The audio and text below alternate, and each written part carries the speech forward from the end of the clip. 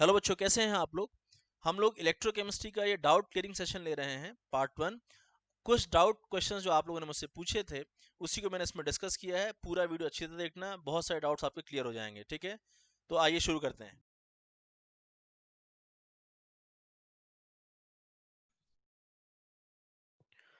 देखिए बेटा, ये मैं कुछ डाउट वाले क्वेश्चंस आपको डिस्कस कर रहा हूँ। जैसे इस क्वेश्चन में दिया है कि what is the value of Q if N is equal to 3 for this cell. अब आपको सेल दिया हुआ है, लेकिन यहाँ एन डिफाइन किया गया है कि आप इस सेल के लिए N3 लेके चलेंगे। देखो, सेल से आप सेल रिएक्शन लिख सकते हैं, ठीक, लेकिन आपको सेल रिएक्शन लिखनी है प्रोवाइडेड इस तरीके से बैलेंस करना है कि N3 आए। इसके लिए मैं क्या कर रहा हूँ, पहले मैंने ऑक्सीडेशन रिएक्शन लिखा है एल्यूमिनियम का, है ना, इस तरीके से Al का Al3+ में चेंज होना, 3 इलेक्ट्रॉन देना, लेड 2+ का 2 इलेक्ट्रॉन देना, लेड में चेंज होना, ये दो रिएक्शंस लिख ली। लेकिन अब जब मैं इन दोनों को ऐड करूंगा तो याद रखना इस तरीके से ऐड करना है कि इलेक्ट्रॉन का ट्रांसफर 3 रहे। तो बोलोगे एल्यूमिनियम साइड में तो ये परफेक्ट है कि भाई 3 इलेक्ट्रॉन ही लूज कर रहा है, बट लेड 3 इलेक्ट्रॉन गेन करे ऐसा बैलेंस करो। बोलोगे सर यहाँ तो 2 इलेक्ट्रॉन है, तो 2 को 3 कैसे बनाए। तो 2 को 3 बनाने के लिए आप 3/2 मल्टीप्लाई कर दो, 2 कैंसिल आउट हो जाएगा, 3 बन जाएगा। यानी इस पूरी रिएक्शन को आप 3/2 से मल्टीप्लाई कर दोगे। ये आपने काम इसलिए ऐसा किया ताकि 3 इलेक्ट्रॉन यहाँ पे इन्वॉल्व होता हुआ दिखाई दे। अब आप इन दोनों रिएक्शंस को ऐड कर सकते हैं नेट रिएक्शन पाने के लिए। बोलोगे हमने इस तरह की स्टोइकियोमेट्री में ही क्यों नेट रिएक्शन को बैलेंस किया, क्योंकि हमें क्वेश्चन में दिया था कि n इज इक्वल टू 3 लेना है, 3 इलेक्ट्रॉन ट्रांसफर के हिसाब से उसको बैलेंस करना है। स्टोइकियोमेट्री बदलने से n बदल जाता है, ध्यान देना। यानी मेरे को अगर n पता है तो उसी हिसाब से मैं रिएक्शन को बैलेंस कर सकता हूँ। अब मैं क्यू डिफाइन कर सकता हूँ। क्यू डिफाइन करते समय राइट हैंड साइड वालों को ऊपर लिखते हैं, लेफ्ट वालों को नीचे लिखते हैं, और जो प्योर सॉलिड स्टेट वाले उनको नहीं लेते हैं। तो यहाँ पर साफ दिखाई दे रहा है कि एल्यूमिनियम आयन कंसेंट्रेशन की पावर 1 रहेगा और लेड आयन कंसेंट्रेशन की पावर क्या रहेगा, 3/2। आप वैल्यूज रख के सॉल्व कर सकते हैं।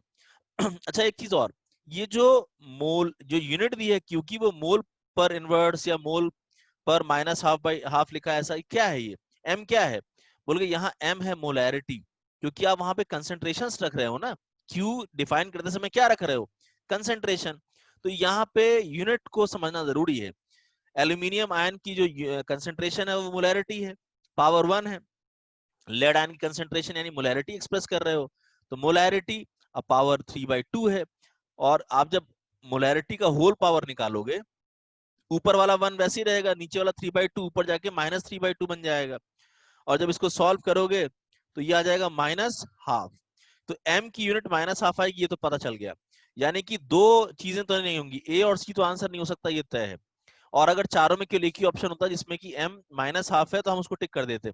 खैर यहाँ -12 m का 2 में आ रहा है, बी और डी सॉल्व करना पड़ेगा, यानी वैल्यू रख के। तो आप यहाँ वैल्यू रख लेंगे। एल्यूमिनियम की यहाँ पे कंसेंट्रेशन दी है 0.02 और इसमें पावर 1 आ जाएगा, और नीचे लेड कंसेंट्रेशन 0.2 है और पावर यहाँ पर क्या है, 3/2। तो मुझे उम्मीद है आप इसको सॉल्व कर लेंगे। मैथमेटिकल कैलकुलेशन अपने आप करिए आप। ये वैल्यू अप्रोक्सीमेटली आ जाएगी 0.22 के आसपास। तो ये आप कैलकुलेशन कर लेना, यानी कि यहाँ पे बी आंसर आ जाएगा। तो दो बातें, वैल्यू भी निकालना आना चाहिए और यूनिट का अंदाजा लगाना भी आपको आना चाहिए, ठीक है। अगला डाउट देखते हैं जो आप लोगों ने पूछा है, what is the Nernst equation which Nernst equation is correct for the given cell. ये सेल दिया है और कौन सी नर्स्ट इक्वेशन इसमें करेक्ट होगी। एक बात का ध्यान देना बेटा, आप सेल की रिएक्शन को बैलेंस कर सकते हो कई तरीके से, स्टोइकियोमेट्री बदल सकते हो, उसी हिसाब से एन डिसाइड होता है, ठीक। और एन डिसाइड होना होता है और साथ में क्यू डिसाइड होता है, यानी स्टोइकियोमेट्री बदलकर क्यू और एन बदला जा सकता है। तो मैं अगर यहाँ पहले ऐसे नॉर्मली ले लूं कि भाई कोबाल्ट कोबाल्ट 2 में चेंज हो रहा है और सिल्वर आयन सिल्वर में चेंज हो रहा है, और मैं नॉर्मली बैलेंस करूं जैसा बैलेंस करते हैं ताकि इसमें कोई फ्रैक्शन ना आए नॉर्मली, क्योंकि एन तो दिया नहीं है हमें। तो मैंने इसको नॉर्मली बैलेंस किया और फिलहाल जो मैंने बैलेंस किया है उस हिसाब से इसका एन क्या आ रहा है, बोलोगे 2। 2 इलेक्ट्रॉन का ट्रांसफर दिखाया है आपने इसको बैलेंस करके। तो मैं इसको बैलेंस करके भैया एक इलेक्ट्रॉन का भी ट्रांसफर दिखा सकता था। मान लो ये पूरा जो रिएक्शन है बैलेंस्ड, ये N2 को रिप्रेजेंट कर रहा है और मैं चाहता हूं N1 के लिए बैलेंस करना। तो आप इसी को पूरे हाफ से मल्टीप्लाई कर दो रिएक्शन को, तो ये हाफ हो जाएगा, सिल्वर 1 हो जाएगा, 1 हो जाएगा, ये हाफ हो जाएगा। तो ये जो रिएक्शन बैलेंस की गई है इसमें n इज इक्वल टू 1 है। आप ऐसे भी समझ लो कि एक सिल्वर आयन इन्वॉल्व है, यानी एक इलेक्ट्रॉन ले रहा होगा सिल्वर में जाने के लिए, और हाफ कोबाल्ट इन्वॉल्व है, और 2 पॉजिटिव का एक कोबाल्ट पे चेंज आता है तो हाफ पे एक का चेंज आएगा। आपको ये समझ में आना चाहिए कि स्टोइकियोमेट्री बदली गई है, इसीलिए n की वैल्यू बदली हुई है। तो ये मैंने आपको सेम सेल के लिए दो अलग अलग स्टोइकियोमेट्री लिख के दिखाई और इन दोनों की अलग अलग n की वैल्यू है ये समझाया। अब मैं अगर इसके लिए नस्ट इक्वेशन लिखूं तो ई सेल, यहां में नीचे सेल आएगा E not cell minus 2.303 RT upon n log Q. अब बताओ इन दोनों का क्यू सेम आएगा क्या? नहीं, इन दोनों का क्यू अलग आएगा, तो इन दोनों का एन भी तो अलग आएगा। स्टोइकियोमेट्री बदलने से क्यू बदल रहा है और साथ में एन भी बदल रहा है, ध्यान देना। ठीक, तो जैसे मैं यहाँ पर एक बात और देखो, अगर मैं 2.303 को हटा दूं तो लॉग को मैं लॉग नेचुरल लिख सकता हूं। यहाँ पे सारे ऑप्शंस क्या है, लॉग नेचुरल में दिए हुए हैं, तो ये बात का ध्यान रखना जरूरी है कि 2.303 हटा के हम लॉग नेचुरल फॉर्मेट में बात कर रहे हैं। ठीक, अब सुनो, पहले वाली रिएक्शन का अगर क्यू निकालोगे तो सिल्वर सॉलिड और कॉपर कोबाल्ट सॉलिड को हटा दो तो कोबाल्ट आयन कंसेंट्रेशन की पावर 1 और नीचे आ रहा है सिल्वर आयन कंसेंट्रेशन की पावर 2 और n की वैल्यू आ रही है 2, यानी इस रिएक्शन में मतलब इस इक्वेशन में n की वैल्यू क्या लोगे, यहाँ पे 2 लोगे। आई बात समझ में? और अगर यही चीज तुम सेकंड रिएक्शन जो लिखी है मैंने स्टोइकियोमेट्री बदल के n1 के लिए, यहाँ पे n की वैल्यू 1 हो जाएगी और q हो जाएगा कोबाल्ट की पावर हाफ और सिल्वर आयन की पावर 1। ठीक, आपको इन दोनों बातों में मैं पूछूं कि इस सेल के लिए कौन सी इक्वेशन सही है, तो बोलोगे सर दोनों इक्वेशन सही है, दोनों। बोलोगे कि इन दोनों में n चेंज हुआ है क्योंकि स्टोइकियोमेट्री चेंज हुई है, इसीलिए q भी चेंज हुआ है। तो बस इसका ध्यान रखना होता है, आप कोई भी बैलेंस्ड इक्वेशन उस सेल के लिए लिखें तो n चेंज होगा और q चेंज होगा, उसी हिसाब से नस्ट इक्वेशन लिखी जाएगी। तो ये दोनों करेक्ट हैं। अब हम अपने चार ऑप्शंस में आते हैं, कौन सा चार ऑप्शंस में से करेक्ट ऑब्जेक्टिवली। तो ध्यान से देखो, हमको यहाँ राइट साइड में लेफ्ट में ई नॉट लिखा हुआ है, इसका मतलब ये ई नॉट निकालने के लिए मैं इस पूरे एक्सप्रेशन को इधर शिफ्ट करूंगा तो प्लस हो जाएगा, यानी ई सेल के साथ वो प्लस करके आएगा। तो ये आ जाएगा RT अपॉन 2F और कोबाल्ट और सिल्वर नीचे। चारों में आप चेक कर लो कि ऐसा कौन सा एक्सप्रेशन है। बोलोगे कि अगर हम n की वैल्यू यहाँ देखो 2 दिया है, n की वैल्यू 2 दिया है, पहले इनको 2 वाले को वेरीफाई करो। तो बोलोगे 2 वाले को वेरीफाई करेंगे तो ई नॉट और ई सेल में ये जाके ऐड होना चाहिए था, ये तो सही है, लेकिन इसमें गलती क्या है कि ऊपर कोबाल्ट होना चाहिए, तो ये तो एक्सप्रेशन गलत हो गया। अच्छा, n की 2 वैल्यू के लिए इसको अगर चेक करें तो ये इधर जाकर प्लस आना चाहिए, RT अपॉन 2F तो सही है लॉग नेचुरल। इसमें क्या है, ये साइन गलत है, ये साइन यहाँ क्या होना चाहिए, प्लस होना चाहिए, इसका मतलब सी ऑप्शन भी गलत है। अब n1 के लिए चेक करो, फिर अब देखो ऑप्शन में दिया भी है, यहाँ n की वैल्यू क्या है 1, तो ई नॉट निकालोगे तो ई सेल में ये पूरा एक्सप्रेशन जाके उस तरफ प्लस हो जाएगा, है ना, ये पूरा यहाँ पे जाके प्लस हो जाएगा। तो RT upon F log cobalt ऊपर पावर हाफ और एजी नीचे, तो बोलोगे हाँ ये बी ऑप्शन करेक्ट आ रहा है। क्लियर है? तो आपको इन चारों में से गलती निकालनी थी, कौन सी एक्सप्रेशन गलत है। मतलब दो expression n is equal to 2 के लिए लिखा गया और दो expression n is equal to 1 के लिए, तो कौन सा प्रॉपर लिखा गया ये आपको निकालना था। तो मुझे उम्मीद आपको समझ में आ गया होगा कि सेल के लिए हम रिएक्शन को अलग अलग तरीके से बैलेंस कर सकते हैं, अलग अलग n के लिए, तो उसका q अलग अलग आएगा, उसी हिसाब से नस्ट इक्वेशन लिखी जाएगी। ठीक है, अगली डाउट पे आते हैं। तो ये आपको समझ में आ गया। आगे, which Nernst equation is correct for finding oxidation potential of Ni to Ni2 positive half cell।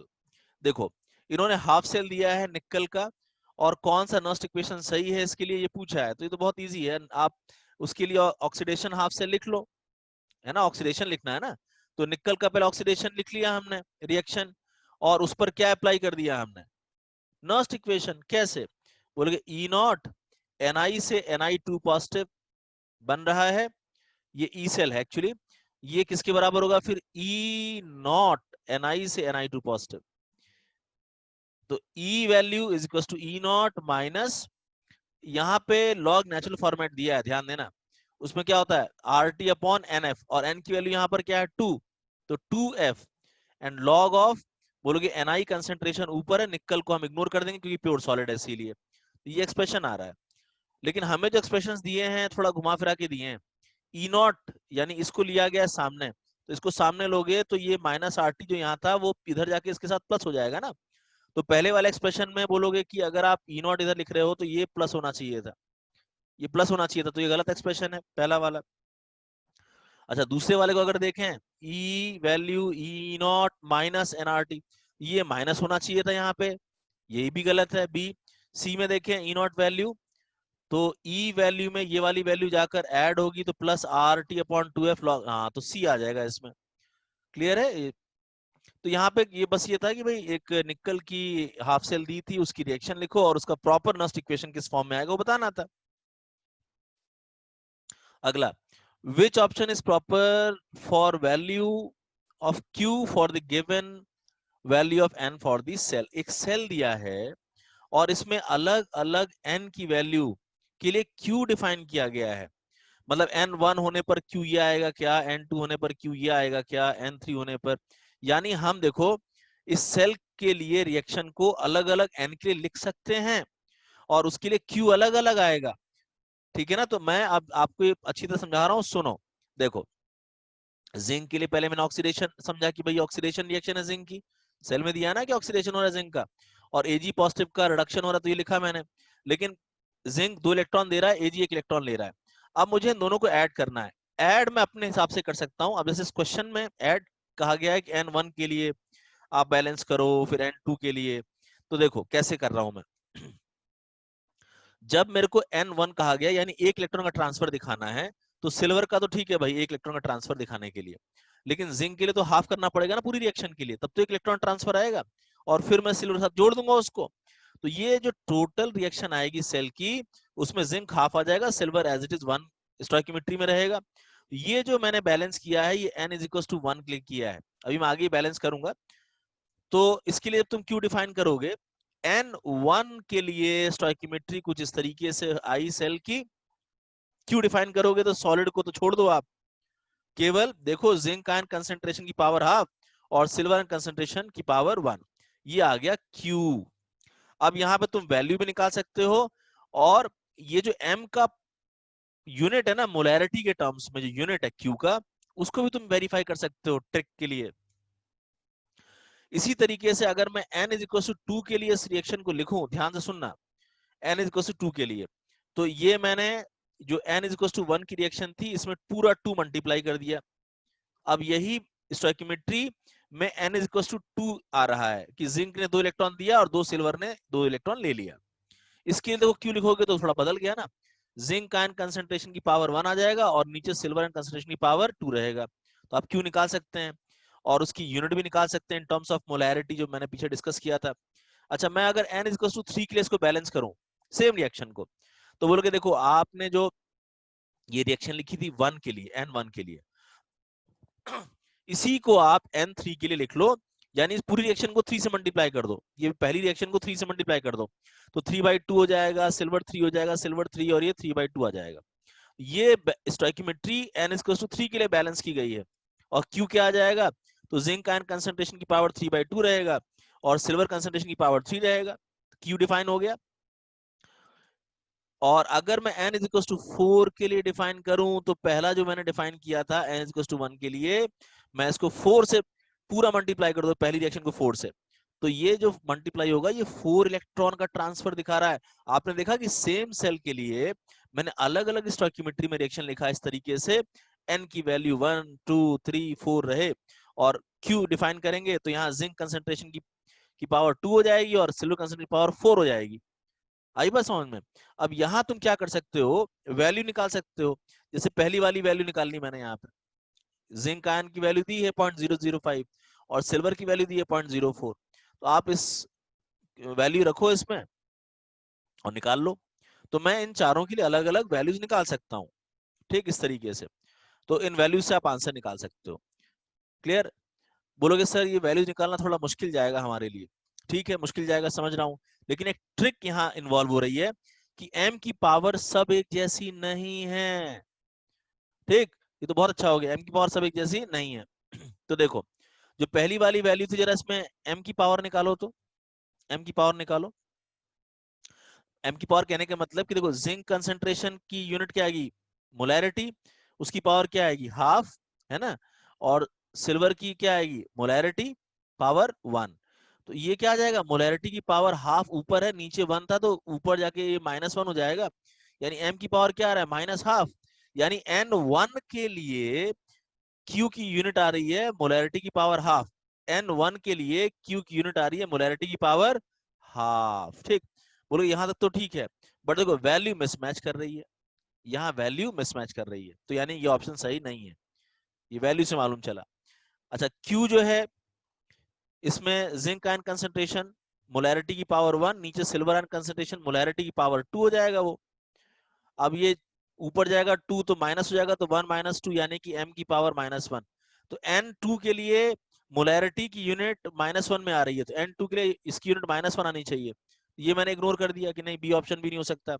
C option n3 के लिए देखो, अगर मैं जिंक की मोलैरिटी 1 रखूं, मोलैरिटी उसकी यूनिट रखूं जिंक की, और पावर यहाँ 3/2 आएगा, और सिल्वर कंसंट्रेशन को मोलैरिटी से रिप्रेजेंट करूं पावर 3, तो ये आ जाएगा m, ऊपर 3/2 है, नीचे से 3 माइनस उसमें से हुआ, तो यहाँ पे m की पावर -3/2 आ जाएगा सॉल्व करने पर, यानी कि n3 होने पर q की जो यूनिट आएगी मोलैरिटी की पावर -3/2 आएगी, यानी यूनिट सही है।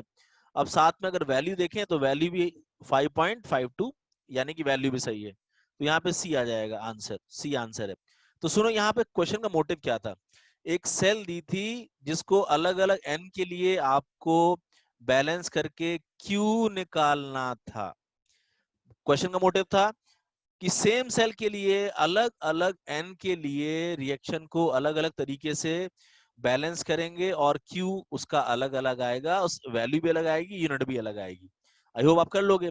जैसे Q n4 के लिए जब आप निकालोगे m in terms of molarity उसकी यूनिट, तो जिंक आयन कंसंट्रेशन की जो यूनिट है वो मोलैरिटी की पावर 2, और नीचे सिल्वर की मोलैरिटी की पावर 4, तो ये ऊपर 2 है, नीचे से -4 गया, तो मोलैरिटी की पावर -2, यानी कि n4 के लिए मोलैरिटी -2 है, ये बिल्कुल सही है, लेकिन वैल्यू सही नहीं है, 9.7 होना चाहिए, 0.156 दिया हुआ है। आई होप आपको समझ में आ गया होगा। इसी तरीके से अगर देखें कि which option is true for the given value of n and q, एकदम सेम क्वेश्चन जो पीछे हमने किया, हमको एक सेल दिया है और मैच करने को कहा है कि भाई एक पर्टिकुलर n की वैल्यू के लिए उसके लिए q का एक्सप्रेशन क्या आएगा।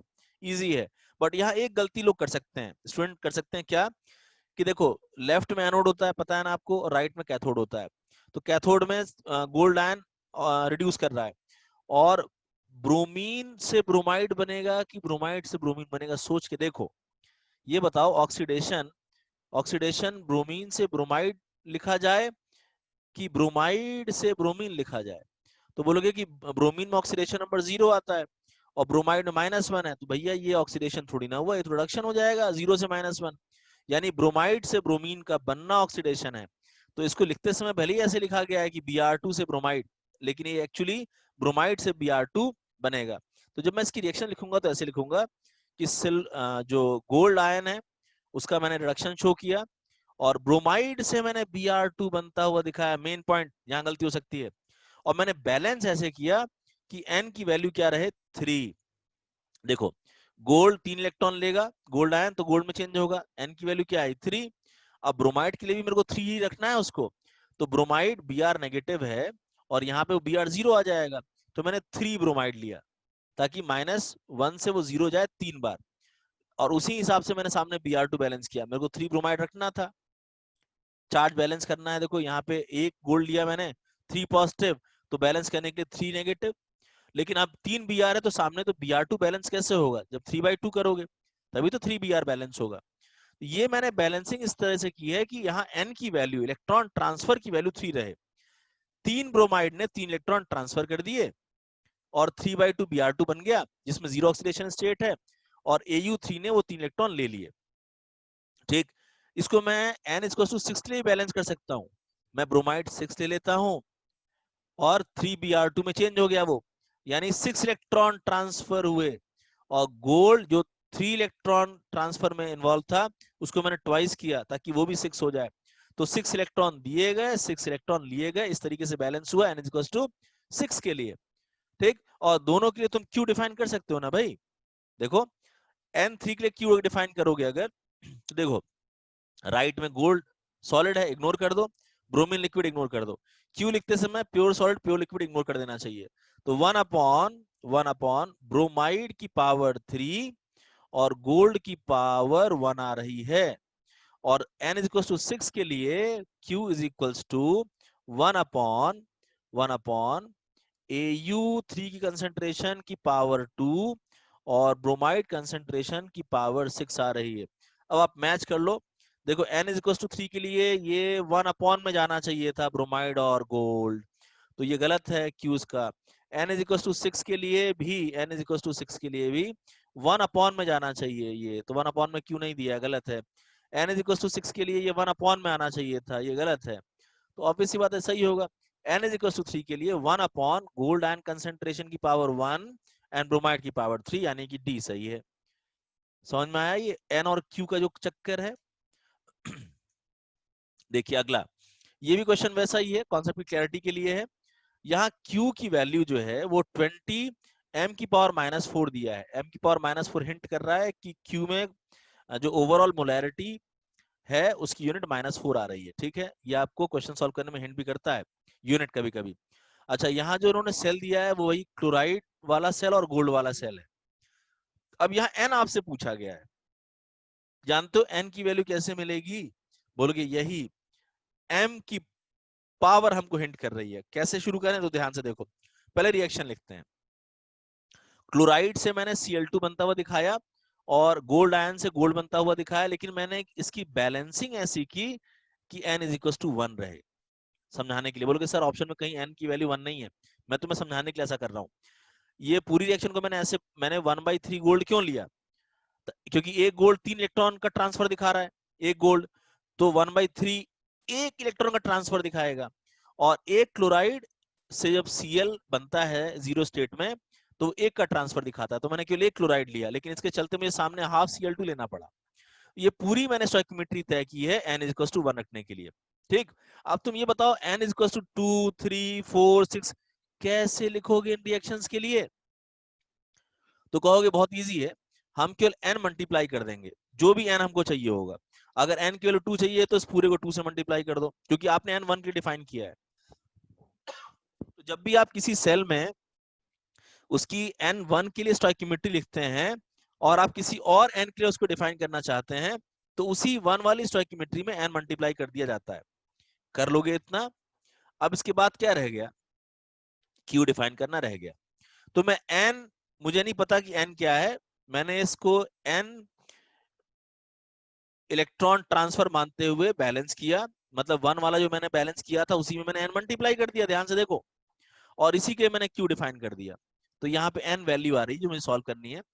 गैस में यहाँ लूंगा नहीं, क्योंकि गैस का प्रेशर इन्होंने 1 बार दिया है, तो ये तो हट जाएगा गैस का प्रेशर वाला यूनिट, और गोल्ड वाला सॉलिड भी हट जाएगा, तो बचेगा क्या, बोल नीचे की तरफ बचेगा gold power n/3, gold power n/3 और क्लोराइड पावर n, ये बचा।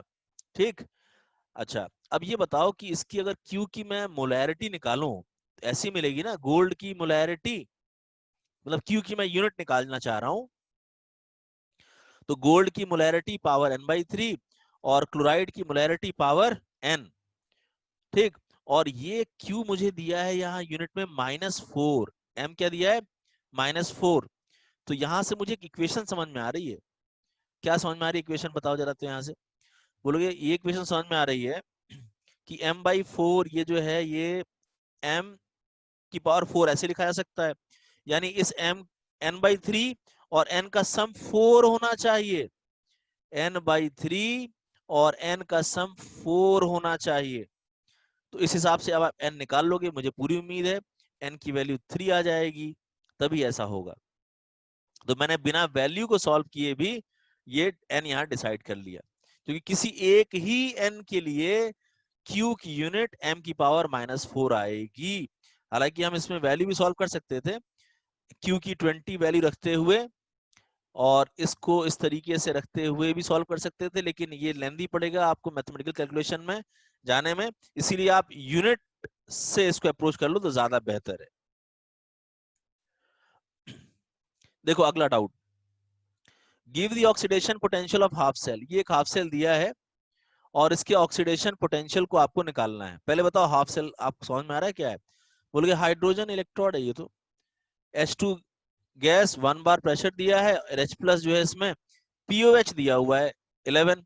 ध्यान दो POH अगर 11 है तो वो ये कहना चाहते हैं pH जो है वो 3 होगा, क्योंकि 225 डिग्री सेल्सियस पर pH प्लस POH का जो सम होता है एक्वा सॉल्यूशंस में वो 14 होता है, ये आपको पता होना चाहिए। तो H प्लस कंसेंट्रेशन कहीं ना कहीं उन्होंने pH के फॉर्म में दी है, pH 3 है। अब कैसे करूं सॉल्व? तो बोलोगे कि ऑक्सीडेशन के लिए मैं रिएक्शन लिखूंगा। पहले मैंने H2 को इलेक्ट्रॉन लूज करता हुआ दिखाया और N इज इक्वल टू 2 के लिए मैं इसको बैलेंस कर रहा हूं। दिया तो है नहीं कितने के लिए बैलेंस करो।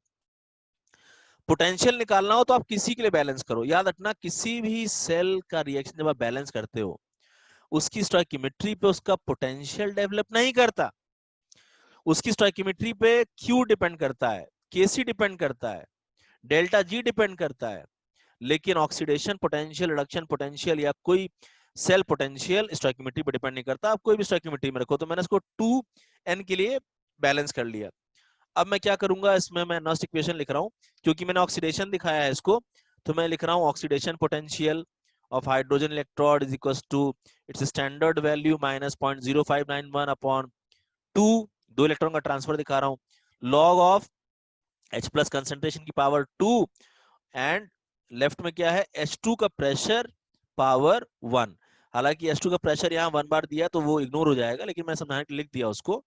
ठीक, फिर आप जब सॉल्व करेंगे तो ऑक्सीडेशन पोटेंशियल स्टैंडर्ड तो 0 होता है ना हाइड्रोजन का।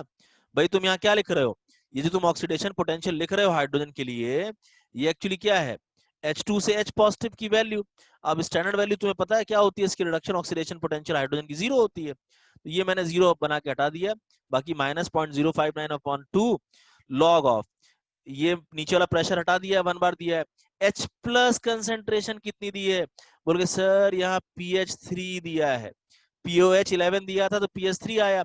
और तुम्हें पता होना चाहिए H प्लस कंसेंट्रेशन कैसे निकाला जाता है, अगर pH पता है सॉल्यूशन का तो 10 की power minus pH H plus concentration होता है, तो 10 की पावर माइनस 3 ये H प्लस कंसेंट्रेशन आ गया। अच्छा उसका भी स्क्वायर है तो 10 की पावर माइनस 6 बन गया ये कुल मिलाकर। ठीक, और मुझे उम्मीद आप इसे सॉल्व कर लेंगे। ये माइनस 6 बाहर की तरफ आ जाएगा, माइनस माइनस प्लस हो जाएगा और 6 और 2 से डिवाइड होगा तो ऊपर 3 बचेगा, log 10 1 हो जाएगा। तो इस हिसाब से आप इसको सॉल्व कर सकते हैं। तो ऑक्सीडेशन पोटेंशियल की वैल्यू आ रही है प्लस हो गया ये 0.0591 अपॉन 2 और ये 6 बाहर आ गया था, log 10 1 हो गया और ये हो जाएगा प्लस वैल्यू में 0.0591 इंटू 3। तो 0.6 इंटू 3 यानी कि ये 0.1817 के आसपास आ जाएगा, यानी कि ए आंसर आ रहा है। ठीक है ना, ये आ जाएगा ए आंसर 0.177 वोल्ट। एक और क्वेश्चन करते हैं ऐसा ही। देखो यहां दिया है कि जिंक से जिंक आयन से जिंक का जो स्टैंडर्ड रिडक्शन पोटेंशियल है उससे कम वैल्यू है उसके पोटेंशियल की एट एनी अदर कंडीशन। ये हो गया standard electrode potential of zinc, ये हो गया एट एनी अदर कंडीशन। अब यहाँ पॉइंट ये है कि एट एनी अदर कंडीशन में जिंक का क्या कंसेंट्रेशन रखें। देखो ये एक्स अननोन है, बोला एक्स की क्या पॉसिबल वैल्यू हो कि ये कंडीशन फुलफिल हो। तुमको याद आना चाहिए मैंने जब सेल की वर्किंग पढ़ाई थी तो मैंने बताया था कि अगर इलेक्ट्रोड में इलेक्ट्रोलाइट का कंसेंट्रेशन आप बढ़ाते हो, इलेक्ट्रोलाइट कंसेंट्रेशन बढ़ाते हो तो उसका रिडक्शन पोटेंशियल बढ़ता है। ठीक, और घटाने पे घटता है। याद रखना क्या बताया था मैंने, कंसेंट्रेशन अगर आप बढ़ा रहे हैं इलेक्ट्रोलाइट का तो रिडक्शन पोटेंशियल की वैल्यू बढ़ती है और घटाने पे घटती है।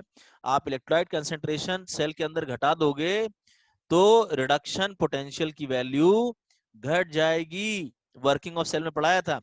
अब कह रहा है कौन सी पॉसिबल एक्स की वैल्यू लें कि हमको रिडक्शन पोटेंशियल की वैल्यू कम मिले स्टैंडर्ड से। कम कब मिलेगी, बोल के जब आप कंसेंट्रेशन को कम कर देंगे। तो स्टैंडर्ड कंसेंट्रेशन कितनी होती है 1 मोलर, तो 1 मोलर से कम होना चाहिए।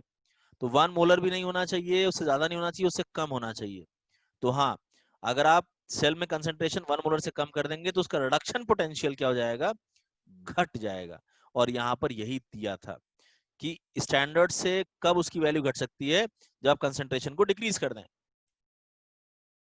आइए अगले डाउट पे आते हैं। देखिए, the actual potential of a cell, यहाँ पे एक सेल दिया है जिसका एक्चुअल पोटेंशियल इन्होंने दिया हुआ है 1.295, 25 डिग्री सेल्सियस पे है।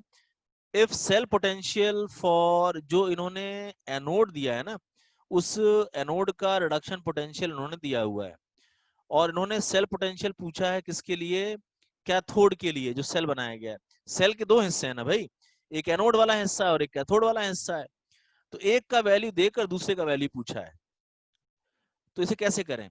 अब यहाँ पे क्रिटिकल पॉइंट ये है जहां गलती कर सकते हैं स्टूडेंट, मैं उसको पहले समझा देता हूँ। देखो, अच्छा इस क्वेश्चन में करेक्शन है भाई, ये क्वेश्चन थोड़ा सा मिसप्रिंट था। करेक्शन ये है कि जो ये आयरन का पोटेंशियल है ये 0.455 नहीं है, ये -0.455 वोल्ट है, ये करेक्शन है, ठीक। जो आपकी शीट दी है उसमें करेक्ट कर लेना है इसको। आगे बात करें, देखो आपने पढ़ा हुआ है ई नॉट सेल कैसे निकाला जाता है, बोले कैथोड का रिडक्शन माइनस एनोड का रिडक्शन, ऐसे निकाला जाता है ई नॉट। ई नॉट सेल को हम ऐसे भी कह सकते हैं, कैथोड का रिडक्शन प्लस एनोड का ऑक्सीडेशन, दोनों फॉर्मूले एक ही बात है। अगर कैथोड एनोड का रिडक्शन पोटेंशियल पता है तो कैथोड माइनस एनोड, और कैथोड का रिडक्शन पता है, एनोड का ऑक्सीडेशन पता है, तो दोनों को जोड़ दो। अच्छा ये हो गया स्टैंडर्ड के रेस्पेक्ट में। अगर स्टैंडर्ड वैल्यूज नहीं पता है, अदर कंसंट्रेशन पे वैल्यूज पता है अदर देन स्टैंडर्ड, फॉर्मूला वही रहेगा, बस वो स्टैंडर्ड का साइन हट जाएगा। यानी ई सेल निकालोगे कैसे, कैथोड का रिडक्शन माइनस एनोड का reduction at any other condition, ऐसे ही कैथोड का रिडक्शन प्लस एनोड का oxidation at any other condition. तो मुझे उम्मीद है आपको चारों फॉर्मूले समझ में आए होंगे। अब यहां पर हमें ये दोनों जो हाफ सेल हैं ये स्टैंडर्ड थोड़ी ना दिए हुए हैं, ये एक्स कंसेंट्रेशन ये Y concentration other than standard दिया हुआ है। कौन सा फॉर्मूला यूज करें इसमें बेहतर तरीके से, बोलोगे कि सी वाला यूज कर लेते हैं, क्योंकि स्टैंड वाला तो यूज करेंगे नहीं, ये यूज कर लेते हैं। ई सेल की वैल्यू दी गई है 1.295 ई सेल, और एनोड, एनोड का रिडक्शन पोटेंशियल दिया है, एनोड का रिडक्शन पोटेंशियल दिया है, और उन्होंने कैथोड का रिडक्शन पोटेंशियल पूछा है, सिल्वर कैथोड है ना वहां पे। यानी इसी इक्वेशन में दो बातें दी हैं, एक बात पूछी है, हो गया सॉल्व। भाई यहाँ पे हमको इस रिएक्शन में ई सेल दिया है 1.295, कैथोड यहाँ पे सिल्वर है, उसका इलेक्ट्रो पोटेंशियल पूछा है इन्होंने, और एनोड का इलेक्ट्रोड पोटेंशियल रिडक्शन पोटेंशियल दिया, ध्यान से देखना +2 से 0 वाला दिया है वैल्यू, ठीक। लेकिन ये वैल्यू मैंने करेक्ट कराया, माइनस में दिया एक्चुअली वो, तो माइनस ऑफ माइनस वैल्यू ये हो जाएगी यहाँ प्लस, और इसको सॉल्व करोगे तो ये वहां जाके माइनस होगा, और ये आ जाएगा 1.295 माइनस 0.455, यानी ये वैल्यू अप्रोक्सीमेटली 0.84 के आसपास आ जाएगी, किसमें, प्लस में। क्लियर है। चलिए अगला डाउट देखते हैं।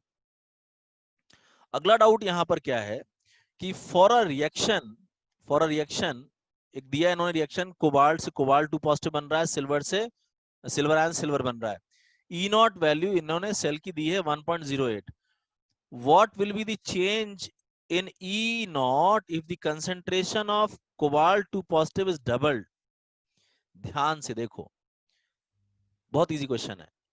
ई नॉट वैल्यू कंसंट्रेशन थोड़ी डिपेंड करती है, ई नॉट वैल्यू तो स्टैंडर्ड कंडीशन पे डिफाइन की जाती है, तो स्टैंडर्ड कंडीशन पे ई नॉट किसी सेल का फिक्स्ड वैल्यू है, कंसंट्रेशन चेंज करने पे तो उसकी ई सेल में चेंज आता है ना, ई सेल वैल्यू घट सकती है बढ़ सकती है कंसंट्रेशन चेंज करने पे।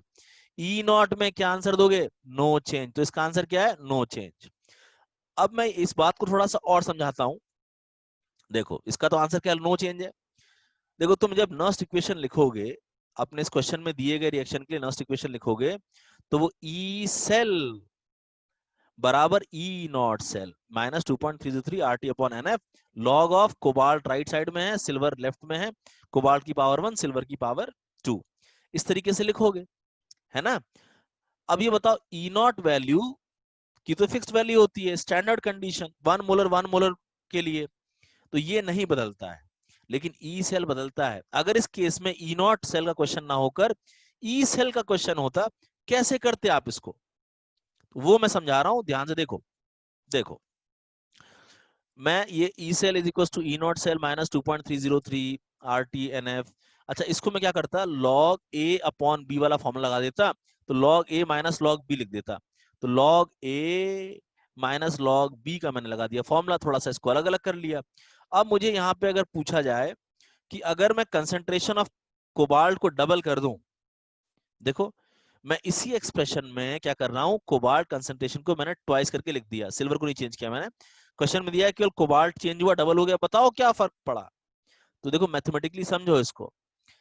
अब मैं ये log 2 इंटू कोबाल्ट कंसंट्रेशन को भी खोल रहा हूँ log a इंटू बी मान के। तो जैसे मैंने पहले log a अपॉन बी वाला फॉर्मूला लगाया था, log a अपॉन बी तुम्हें पता है क्या होता है, log a minus log b।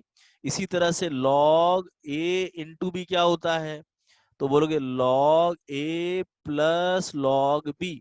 तो यहाँ पे मैंने log 2 अलग कर लिया, log कोबाल्ट अलग कर लिया। समझ में आ रहा है। पहले मैंने देखा कि इसको मैंने ट्वाइस किया, फिर मैंने मैथमेटिकली log 2 और प्लस log कोबाल्ट अलग कर लिया। अब देखो फर्क क्या पड़ रहा है। प्रीवियस वैल्यू जो थी कंसंट्रेशन से पहले वाली, वो log cobalt minus log A silver and concentration power 2, बोले इतनी वैल्यू तो पहले भी थी, तो एक्स्ट्रा क्या फर्क पड़ा, बोलोगे log 2 एक्स्ट्रा आ गया। इसका मतलब अब ध्यान से देखना ई नॉट पे नहीं फर्क पड़ेगा, ई सेल पे फर्क पड़ेगा। और क्या फर्क पड़ेगा, ये पूरा ब्रैकेट में है, ये पूरा log वाला एक्सप्रेशन क्या है, ब्रैकेट में है, ठीक।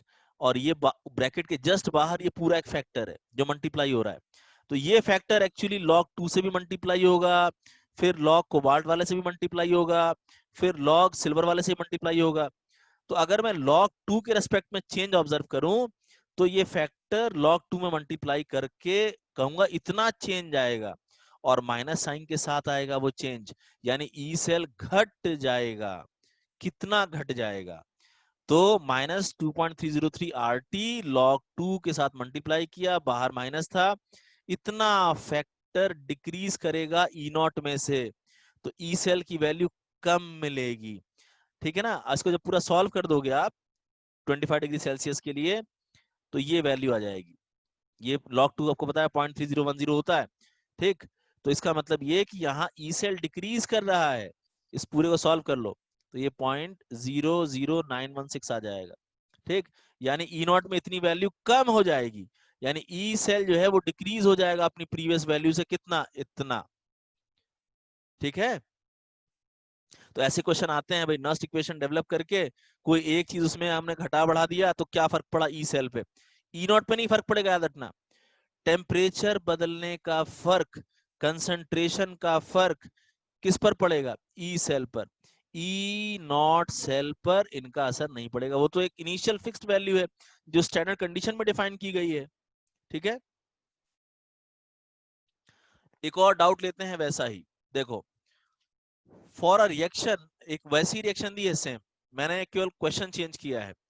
What will be the change in E cell and E naught cell if the concentration of Ag is doubled? Previous question में कोबाल्ट डबल किया था, यहाँ मैं Ag प्लस डबल कर रहा हूँ, और मैंने अपने हिसाब से क्वेश्चन फ्रेम कर दिया है कि E सेल और E नॉट दोनों में चेंज बताओ। बोलोगे E नॉट में तो कोई चेंज नहीं आएगा, ये तो क्लियर हो गया कंसंट्रेशन चेंज करने पर। E सेल में आएगा, और कैसे निकालूं उसको, तुरंत देख लो फटाफट। पहले नस्ट इक्वेशन डिफाइन कर दोगे, और उसको थोड़ा सा एक्सपेंड करके लिख लोगे कि भाई cobalt log cobalt minus log silver ion concentration की पावर 2, ऐसे खोल के लिख लिए। अब उसमें क्या चेंज हुआ उसको दिखा दिए, बोलोगे सर सिल्वर को इन्होंने डबल कर दिया कंसंट्रेशन। याद रखना ट्वाइस ऑफ सिल्वर का होल पावर 2 है, ये ध्यान देना। यहाँ पावर 1 था हालांकि कोबाल्ट वाले में, तो यानी कि जो फैक्टर अलग आएगा वो ये, लॉग कोबाल्ट तो वैसे ही रहेगा, 2 की पावर 2 बाहर आ जाएगा, यानी कि 4। तो यानी log 4 की वैल्यू बाहर निकाल लूंगा मैं, log 4 की वैल्यू क्या निकाल लूंगा, बाहर निकाल लूंगा। और सामने माइनस है, ध्यान देना। तो यानी कि माइनस log 4 एक एक्स्ट्रा फैक्टर जनरेट हो गया सिल्वर को डबल करने से, और बाकी एज इट इज बना रहा। तो माइनस log 4 एक फैक्टर डेवलप हुआ, लेकिन केवल इतना नहीं है, ये तो पूरा ब्रैकेट में है, और ब्रैकेट के बाहर भी एक फैक्टर है। तो ये वाला जो फैक्टर है ये तो क्या है, ब्रैकेट के अंदर 3 फैक्टर हैं, एक लॉग कोबाल्ट वाला, एक माइनस लॉग 4 वाला और एक माइनस लॉग सिल्वर वाला। तो यहाँ जो डिफरेंस आया है वो केवल माइनस लॉग 4 वाला आया है, लेकिन हम बाहर वाले फैक्टर से मल्टीप्लाई करके उस डिफरेंस को बताएंगे। और ध्यान दो, ये माइनस है माइनस लॉग 4, लेकिन इसके सबसे बाहर वाला फैक्टर यहाँ माइनस है, तो ये माइनस और ये वाला माइनस प्लस हो जाएगा, यानी नेट जो फैक्टर ई नॉट में अंतर पड़ा वो प्लस वाला फैक्टर अंतर पड़ा, plus 2.303 RT upon NF log 4। ये पूरा फैक्टर प्लस ई नॉट के साथ ऐड होता हुआ एक्स्ट्रा दिख रहा है जब आपने सिल्वर को डबल किया कंसेंट्रेशन वाइज। ठीक, आपने इसको सॉल्व कर लिया और आपने कह दिया कि इतना वोल्ट कंसेंट्रेशन, इतना वोल्ट ई सेल की वैल्यू बढ़ गई। समझ में आया कि कंसेंट्रेशन किसका आपने चेंज किया उसको देखो, उसको चेंज करने से फैक्टर क्या एक्स्ट्रा जनरेट हुआ उसको देखो, और स्क्वायर ब्रैकेट के बाहर जो फैक्टर था वो उसके साथ मल्टीप्लाई करके देखो, और वो फैक्टर अगर साइन में देखो कि प्लस में कि माइनस में है, अगर प्लस में है तो बाहर माइनस था प्रीवियस क्वेश्चन में, तो माइनस यानी ई नॉट में घटा, वो डिक्रीज हुआ, यहाँ वो फैक्टर माइनस में था और बाहर भी माइनस, तो माइनस माइनस प्लस हो गया, यानी ये होल फैक्टर प्लस हो गया, ई नॉट सेल में प्लस होकर ई सेल की वैल्यू को बढ़ा दिया। ठीक है,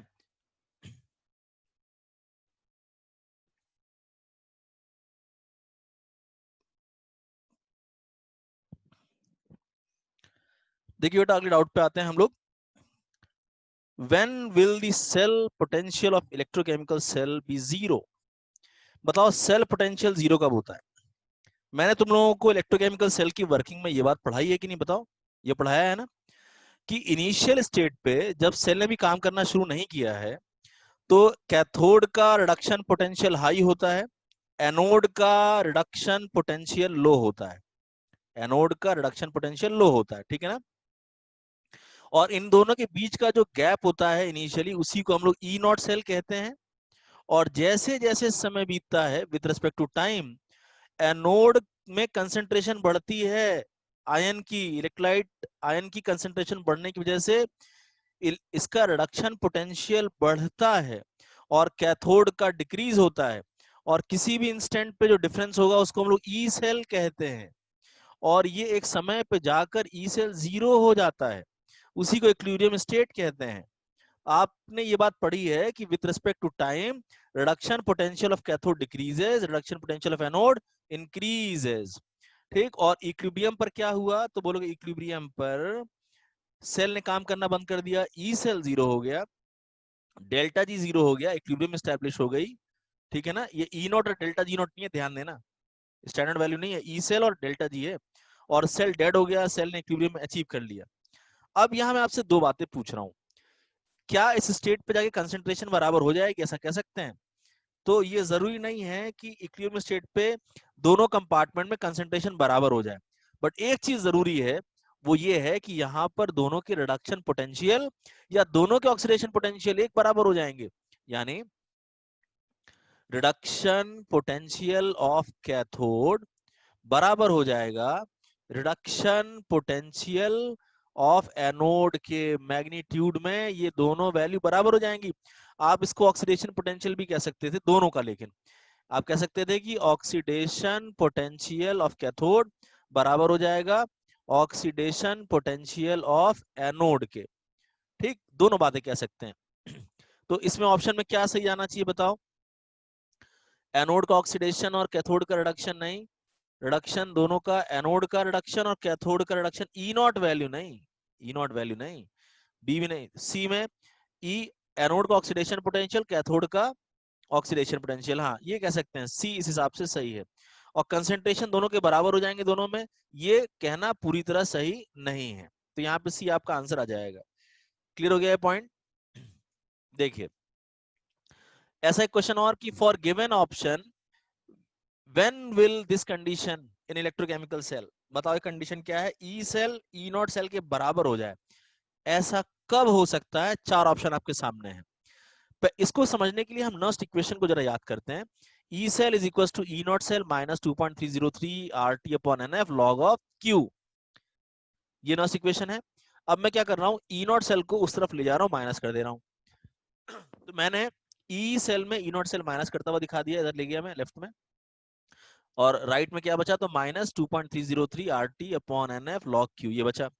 अब ये बताओ कि ये जो कंडीशन आपको लगानी है, E cell is equal to E not cell, भैया अगर E cell E not cell के बराबर हो जाएगा तो ये पूरी वैल्यू जीरो नहीं हो जाएगी, जीरो हो जाएगी। यानी कि इस कंडीशन के हिसाब से ये कहना चाहते हैं कि आप इसको जीरो पुट कर दो। अब बेटा अगर ये जीरो पुट कर देंगे तो क्या होगा बताओ। देखो अगर ये पूरी वैल्यू जीरो हो जाएगी, इसका मतलब कि राइट वाली वैल्यू भी जीरो है, लेकिन राइट वाली वैल्यू में ये 2.303 RT अपॉन NF ये तो जीरो होने से रहा, इसका मतलब log Q को जीरो होना पड़ेगा। तो लेफ्ट वाली वैल्यू में E cell E not cell अगर बराबर है तो ये जीरो हो जाएगा, तो राइट में log Q को जीरो होना पड़ेगा। इसका मतलब according to question E cell is equals to E not cell कब होगा, जब log Q जीरो होगा, और log Q जीरो कब होगा, log 1 जीरो होता है, तो Q की वैल्यू 1 रखने पर ही वो जीरो आएगा।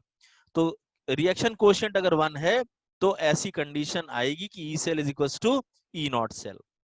लेकिन इन चारों ऑप्शन में देखा जाए तो Q इज इक्वल्स टू 1 जैसा कुछ नजर आ रहा है क्या? अब जैसे ए ऑप्शन है कि only when the concentration of both half cell are same, Q1 का ये मतलब निकलता है क्या कि दोनों हाफ सेल कंसंट्रेशन सेम हो जाए? इसमें भी कुछ स्टूडेंट कंफ्यूज हो जाएंगे, तो उनको मैं क्लियर कर दूं एकदम कंफ्यूजन। देखो एकदम देखो, जैसे ये वाला जो सेल है गैल्वेनिक सेल कॉपर और जिंक का, इसमें स्टोइकियोमेट्री 1:1:1:1 की है। आप जब इसके लिए Q डिफाइन करोगे तो वो जिंक अपॉन कॉपर कंसेंट्रेशन आ जाएगा, है ना। और इसमें अगर आप ये सोचोगे कि Q इज इक्वल टू 1 अगर है, तो हाँ यहां आप कह सकते हो कि zinc ion concentration copper ion concentration बराबर हो जाएगी जब Q1 होगा, यानी E cell E not cell बराबर होगा, तो आप ऐसा कह सकते हो। यानी उस वक्त ए ऑप्शन सही आ जाएगा। इसके लिए तो सही आ जाएगा, बट जरूरी थोड़ी कि हर बार ऐसा ही सेल मिले आपको 1:1 स्टोइकियोमेट्री वाला। मान लो सेल ऐसा है, जिंक और सिल्वर वाला मैंने सेल एक बना दिया। अब यहाँ स्टोइकियोमेट्री जिंक की तो 1 है, सिल्वर की 2 है, तो इसका जरा Q डिफाइन करो तो बोल के इसमें zinc ion concentration upon silver की पावर 2 आ जाएगा। और आपकी डिमांड ये है कि Q1 हो, तो भैया अगर Q1 है तो क्या ये कह सकते हो आप, बोलोगे कि zinc ion concentration is equals to silver ion concentration का स्क्वायर। यानी ये आप नहीं कह सकते कि जिंक आयन और सिल्वर आयन बराबर हो गए, यानी कि दोनों में कंसंट्रेशन बराबर हुई कह सकते हो क्या? नहीं। तो ए ऑप्शन पार्शियली सही है पहले वाली रिएक्शन के लिए, बट दूसरे के लिए सही नहीं है। तो ऐसे स्टेटमेंट जो पार्शियली सही है वो यहाँ पे हम टिक नहीं कर सकते, गलत स्टेटमेंट है। और k is equal to 1, confuse मत हो ना, Q और K में अंतर होता है। K यहाँ पे इक्विलिब्रियम कांस्टेंट है, तो Q इज इक्वल टू 1 होना चाहिए था, K नहीं, तो ये भी नहीं सही है। When cell reaction reaches equilibrium, बेटा जब सेल इक्विलिब्रियम अचीव कर लेती है ना तो ई सेल जीरो हो जाता है, ई सेल जीरो हो जाता है, ई नॉट सेल के बराबर नहीं होता वो। तो इसकी तो कंडीशन ही अलग है, यहाँ तो कंडीशन दी है E cell E not cell के बराबर हो जाए, तो सी भी नहीं करेक्ट है, तो नन ऑफ द अबव यहाँ आएगा। समझ में आ रहा है? डी ऑप्शन करेक्ट आएगा। अच्छा आगे बात करें इसमें, तो देखो आप ई नॉट और केसी का ये रिलेशन जानते हो ना, मैंने आपको 3 रिलेशन पढ़ाए थे ना, ई नॉट केसी और डेल्टा जी के बीच में, और डेल्टा जी का रिलेशन भी केसी के साथ जानते हो, इक्विलिब्रियम कांस्टेंट। ये जो बी वाला है ना मैं उसको डिस्कस कर रहा हूँ। ये बताओ अगर मैं केसी को 1 पुट कर दूंगा, केसी इक्विलिब्रियम कांस्टेंट को 1 पुट कर दूंगा जैसा कि बी में है, क्या कंडीशन निकल के आएगी? बोलोगे कि log 1 तो जीरो हो जाएगा और ये वाला पूरा वैल्यू जीरो हो जाएगा, इसका मतलब ई नॉट जीरो हो जाएगा। यानी कि केसी के 1 होने पर ई नॉट जीरो हो जाएगा, और केसी के 1 होने पर यहां भी ये वैल्यू जीरो आ जाएगी। यानी कि बी ऑप्शन का जो रिजल्ट वो ये है, केसी अगर 1 रख रहे हो इसका मतलब है ई नॉट और डेल्टा जी नॉट दोनों वैल्यू जीरो हैं। पता है ऐसा किस सेल में होता है? पढ़े हो? कंसेंट्रेशन सेल, कंसेंट्रेशन सेल में ऐसा होता है, बट नॉर्मली इलेक्ट्रोकेमिकल सेल में इस वैल्यू K1 पर ये कहना कि ई नॉट सेल और ई सेल बराबर होगा, ये सही स्टेटमेंट नहीं है। तो ध्यान से देखो, इक्विलिब्रियम स्टेट पर ई सेल जीरो हो रहा है, और K1 पर यानी कंसेंट्रेशन सेल में ई नॉट जीरो हो रहा है। और ई सेल और ई नॉट बराबर कब हो रहे हैं? तो इनमें से ऐसी कोई कंडीशन फिलहाल डी ऑप्शन है, ऐसा नहीं है। हम इतना कह सकते हैं कि ये बराबर तब होंगे जब रिएक्शन कोशिएंट 1 आएगा। यानी इस जिंक वाला जो सेल है, जिंक कॉपर वाला सेल, इसमें ऐसा तब हो सकता है जब जिंक और कॉपर आयन कंसंट्रेशन बराबर हो जाए। और जिंक और सिल्वर वाला जो सेल है उसमें ऐसा तब हो सकता है जब zinc ion concentration silver concentration के स्क्वायर के बराबर हो जाए, तब ऐसा हो सकता है, ऐसा कह सकते हैं।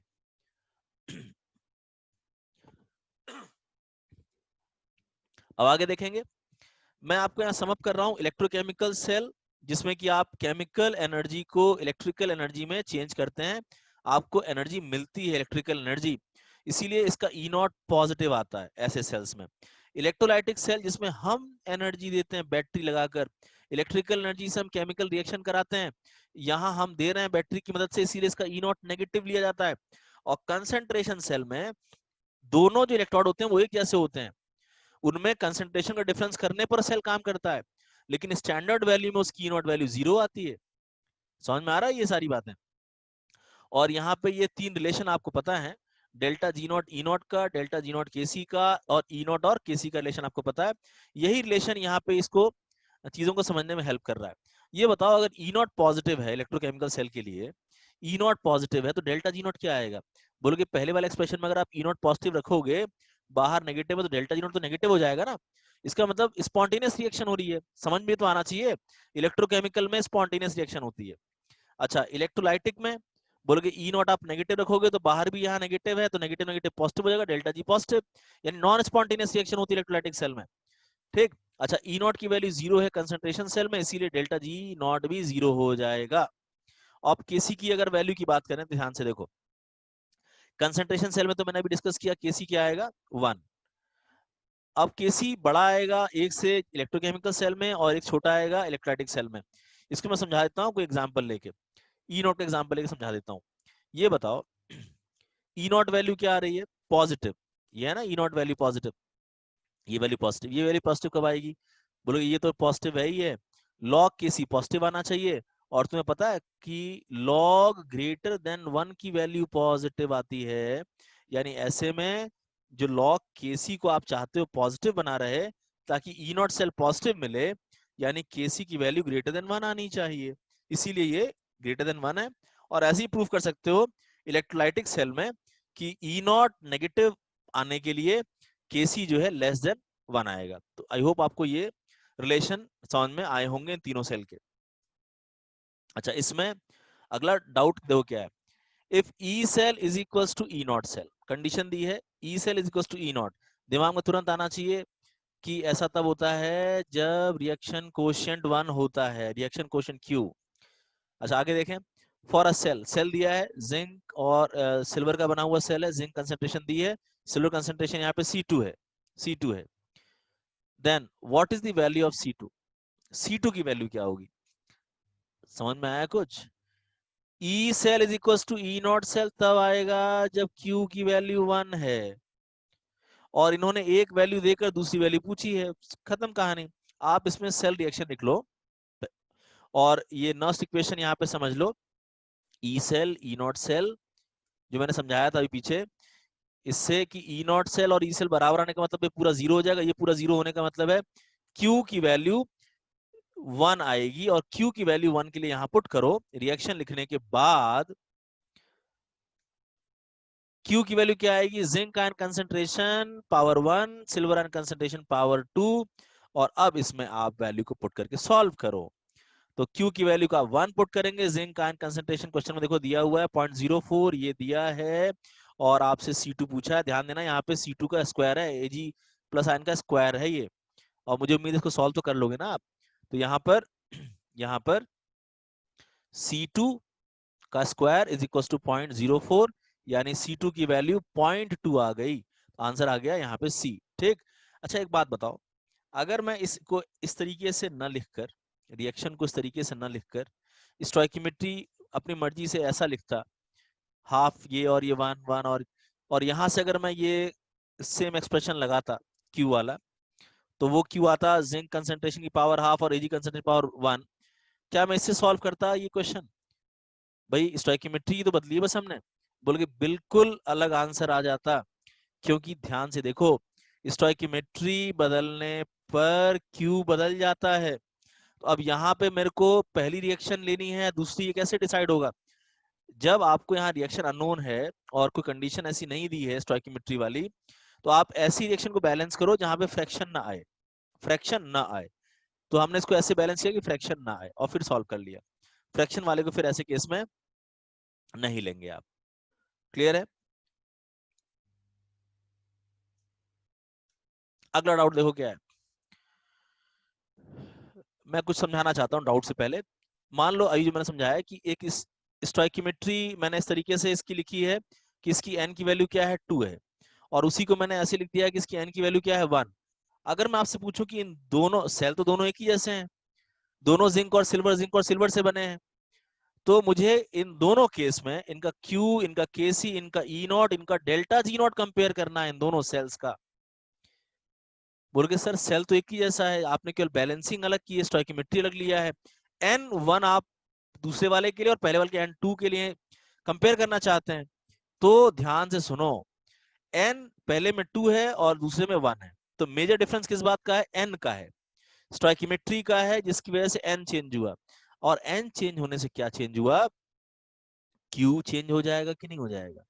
आप देख लो, स्टोइकियोमेट्री चेंज हुई तो Q उसी हिसाब से लिखोगे ना, पहले वाले का Q ये रहा, दूसरे वाले में Zn की पावर हाफ और Ag की पावर 1 हो जाएगा। Q चेंज हुआ कि नहीं हुआ? बिल्कुल हो गया Q चेंज। ऐसी Kc भी चेंज हो जाएगा। अगर पहले वाले का Kc आप लिखोगे, Q की तरह तो होता है ना Kc, बस ये कंसंट्रेशन आप इक्विलिब्रियम पे लेते हैं। तो पहले वाले का Kc अगर x है, तो दूसरे वाले का Kc जानते हो क्या हो जाएगा? Power half. आपने इक्विलिब्रियम चैप्टर में पढ़ा हुआ है कि जब आप किसी, जैसे इस रिएक्शन का Kc मैंने लिया है x, ठीक, और उसी रिएक्शन को मैंने हाफ कर दिया, तो अगले का Kc जानते हो, पहले वाले की पावर, वो जो आपने मल्टीप्लिकेशन फैक्टर लिया है ना, हाफ मल्टीप्लाई किया है, वो पावर में आ जाएगा। तो पहले वाले का अगर x है तो दूसरे वाले का x की पावर हाफ हो जाएगा। यानी स्टोइकियोमेट्री बदली, Kc बदला, स्टोइकियोमेट्री बदली, Q बदला, ई नॉट नहीं बदलेगा। मान लो इसकी वैल्यू y है, मैंने ऐसे ही रिप्रेजेंट किया है, पहले वाले की ई नॉट की वैल्यू अगर y है, दूसरे वाले सेल की भी ई नॉट की वैल्यू y आएगी, क्योंकि ई नॉट एक इंटेंसिव प्रॉपर्टी होती है, इंटेंसिव प्रॉपर्टी होती है सेल की। तो आप अगर जिंक और सिल्वर इलेक्ट्रोड का सेल बनाए हो, तो ई नॉट वैल्यू उसकी फिक्स है, चाहे आप रिएक्शन कैसे ही बैलेंस करो, इससे ई नॉट फिर नहीं फर्क पड़ेगा। बट रिएक्शन की बैलेंसिंग से स्टोइकियोमेट्री बदली, एन बदला। अब जब एन बदली गया है, तो तुम जानते हो डेल्टा जी नॉट का फॉर्मूला क्या होता है? Delta G not is equal to minus N F E not cell होता है। तो जब एन बदला तो डेल्टा जी नॉट बदलेगा ना भाई, क्योंकि डेल्टा जी नॉट क्या होता है? एक्सटेंसिव प्रॉपर्टी होती है। डेल्टा जी नॉट एक ऐसी प्रॉपर्टी एक्सटेंसिव, जो कि मास पर, अमाउंट पर डिपेंड करती है। अब तुम स्टोइकियोमेट्री बदले तो उसका अमाउंट बदल रहे हो ना, एक तरीके से सब्सटेंस का, एक तरीके से इलेक्ट्रॉन का बदलना, एन का बदलना भी अमाउंट का बदलना हुआ। तो आई होप आपको ये पॉइंट अच्छी तरह समझ में आ गया होगा कि स्टोइकियोमेट्री बदलने से एन बदलता है और क्या क्या चीजें बदलती हैं और क्या नहीं बदलती हैं। देखो आगे, what will be the change in cell potential when the concentration of cathode solution is increased in a cell? ये सेल दिया हुआ है at definite temperature। इसमें कहा गया है कि सेल पोटेंशियल पर क्या फर्क पड़ेगा अगर आप कैथोड कंसंट्रेशन को बढ़ा दें। याद रखो, आप कोई कंसंट्रेशन बढ़ा रहे हो, घटा रहे हो एनोड कैथोड में, क्या फर्क पड़ेगा सेल के ईएमएफ पे? मैंने पीछे भी क्वेश्चन कराया था, नर्स्ट इक्वेशन से आप इसको निकालेंगे। कैसे? आपने मान लो ये पहले रिएक्शन लिख ली, रिएक्शन तो लिख लोगे ना, आयरन आयरन 3 में चेंज हो रहा है Cl2 क्लोराइड में, Cl2 क्लोराइड में। बोलोगे सर आपने Cl2 क्लोराइड में क्यों दिखाया है? क्योंकि बेटा आयरन आयरन 3 में चेंज हो रहा है तो वो ऑक्सीडेशन है, तो अब Cl2 का तो मैं रिडक्शन शो करूंगा ना। तो यहाँ गलती मत करना, कई लोग गलती करेंगे इसमें क्लोराइड से Cl2 लिखने की, ये गलती मत करना, सोच समझ के लिखना कि तुम अगर एक ऑक्सीडेशन लिख रहे हो, दूसरे को रिडक्शन लिखो। गैस वाले इलेक्ट्रॉन में ऐसी गलतियां हो जाती हैं जो नहीं होनी चाहिए बिल्कुल। तो ये मैंने इसकी रिएक्शन को लिख लिया। क्लियर है? और ये रिएक्शन लिखा है, इसका एन बता लोगे ना तुरंत, बताओ जल्दी से एन। तो बोलोगे कि एक आयरन पे 3 का चेंज आ रहा है ना, 0 से +3 जा रहा है 3 का, और आपने 2 आयरन लिया है, तो आप एन की वैल्यू यहाँ पर क्या लेके चल रहे हो? 6। अब क्योंकि मेरे को सेल पोटेंशियल को एनालाइज करना है, तो मैं यहाँ N1 लूं, N2 लूं, N3 लूं, N6 के लिए बैलेंस करूं, इससे सेल पोटेंशियल पे फर्क नहीं पड़ेगा, वो मैं एनालाइज कर सकता हूँ। आप किसी और स्टोइकियोमेट्री में भी इसको सेल पोटेंशियल को नॉस्ट इक्वेशन से एनालाइज कर सकते हो। तो नॉस्ट इक्वेशन लिखा मैंने, E cell is equal to E not cell minus 0.0591 upon N लिया मैंने 6 एंड लॉग ऑफ, अब ध्यान से देखो, क्लोराइड की पावर 6 आ गया और Fe3 की पावर 2 आ गया, ये दोनों राइट हैंड साइड में थे और लेफ्ट वाले में Cl2 और Fe है, तो उससे फर्क पड़ना नहीं है। सॉलिड और गैस का यहाँ कंसेंट, गैस की प्रेशर यहाँ दी नहीं है, तो 1 मान के उसको इग्नोर कर देंगे। तो अल्टीमेटली दोनों कंसेंट्रेशन यहाँ पे एनोड कैथोड दोनों कंसेंट्रेशन ऊपर आ रहे हैं।